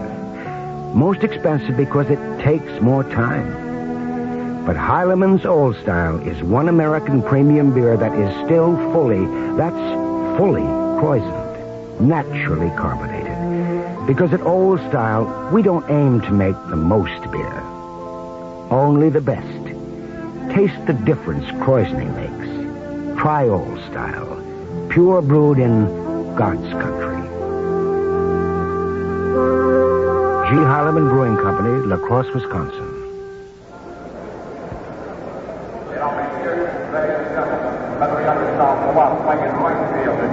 Gene Klein stays in the game to play in right field. Stepping into the batter's box for the first time tonight is Jerry White, who came in to play right field in the top of this inning. Little left-hander. But most of this year down in the minors is 2 for 5 since being brought up from Denver. Sitter in the windup. Jerry White takes in. It's a strike. Well, the Philadelphia Phillies moved one step nearer eliminating both the Cardinals and the Cubs and perhaps the Pirates tonight with a victory over the New York Mets. Sitter's next pitch of the ball too low. Cardinals, after losing their first game tonight, and Philadelphia defeating the Mets 8-2. 1-1 delivery. Swung on at a high foul. It's going to be out of play down the left field line. Magic number now for the Cardinals is at 2. And should the Cubs lose here tonight, it would be the same for the Cubs.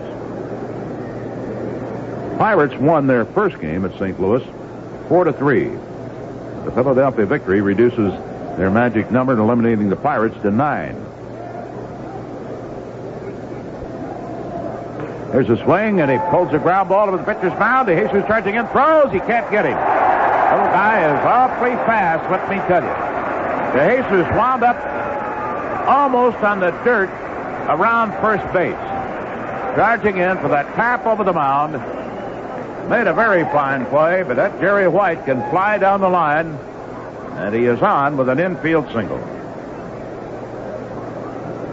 And they tied up the ball game in the 8th inning with 1 out. Tony Perez reached with a ground ball back of third base that had to be just barely on the chalk.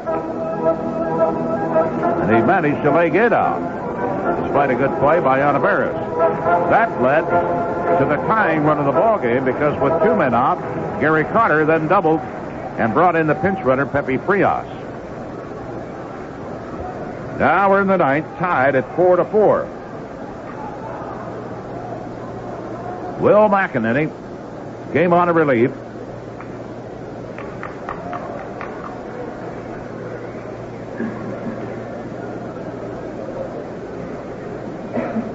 I'm called by Dick Williams. He wants to talk to his man down there at first base.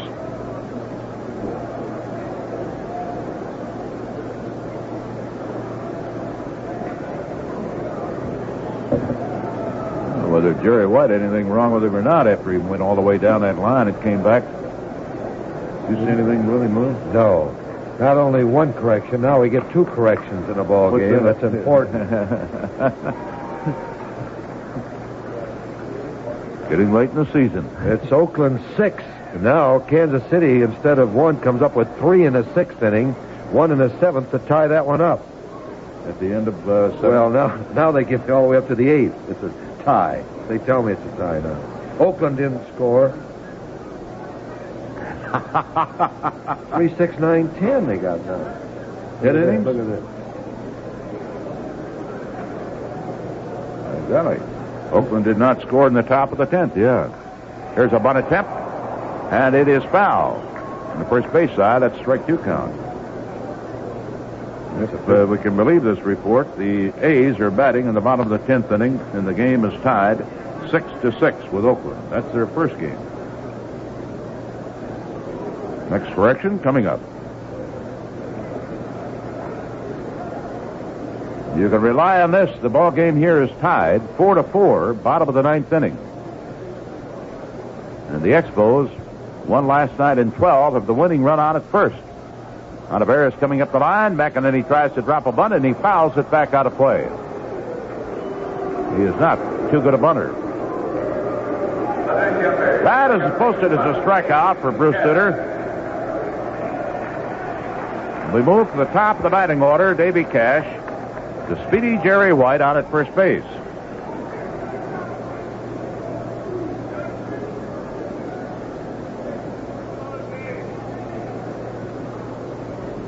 Cash against Bonham singled leading off the first inning.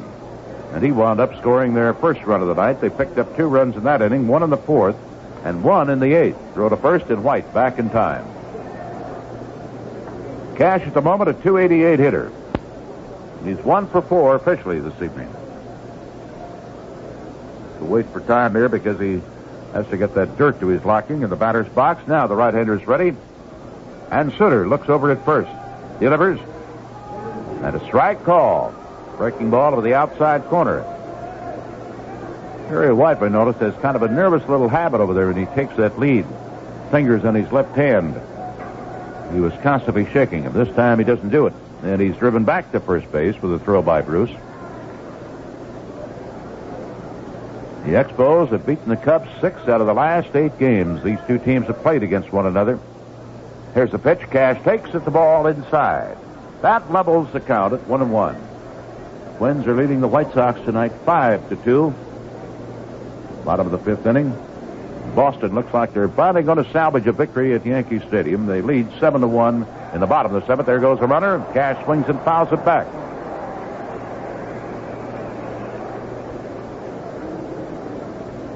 Boy, that kid can fly, can he? Oh, yes. Sutter into the stretch, delivers. Cash swings and misses at a good fork ball.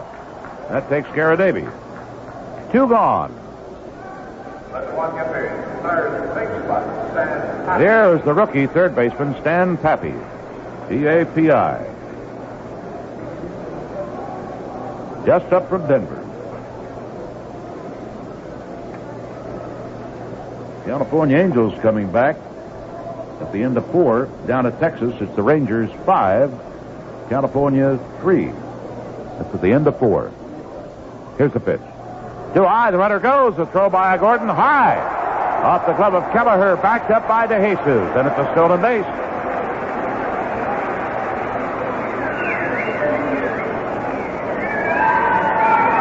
Taking a rifle to nail him. He went flying into second.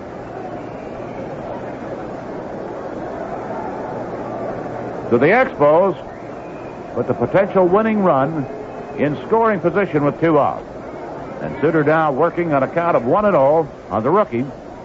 Delivers, and he misses inside. Ball 2.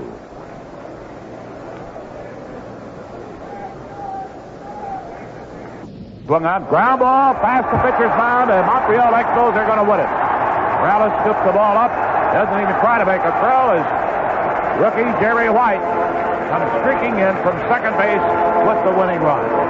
He hit that ball just to the third base side of the mound. DeJesus well over into the hole. Had no chance in the world to get to it. Once it got by the mound, forget it. Stan Pappy is the hitting hero for this ball club tonight as the Montreal Expos extend the Cubs' losing streak to 6 straight games.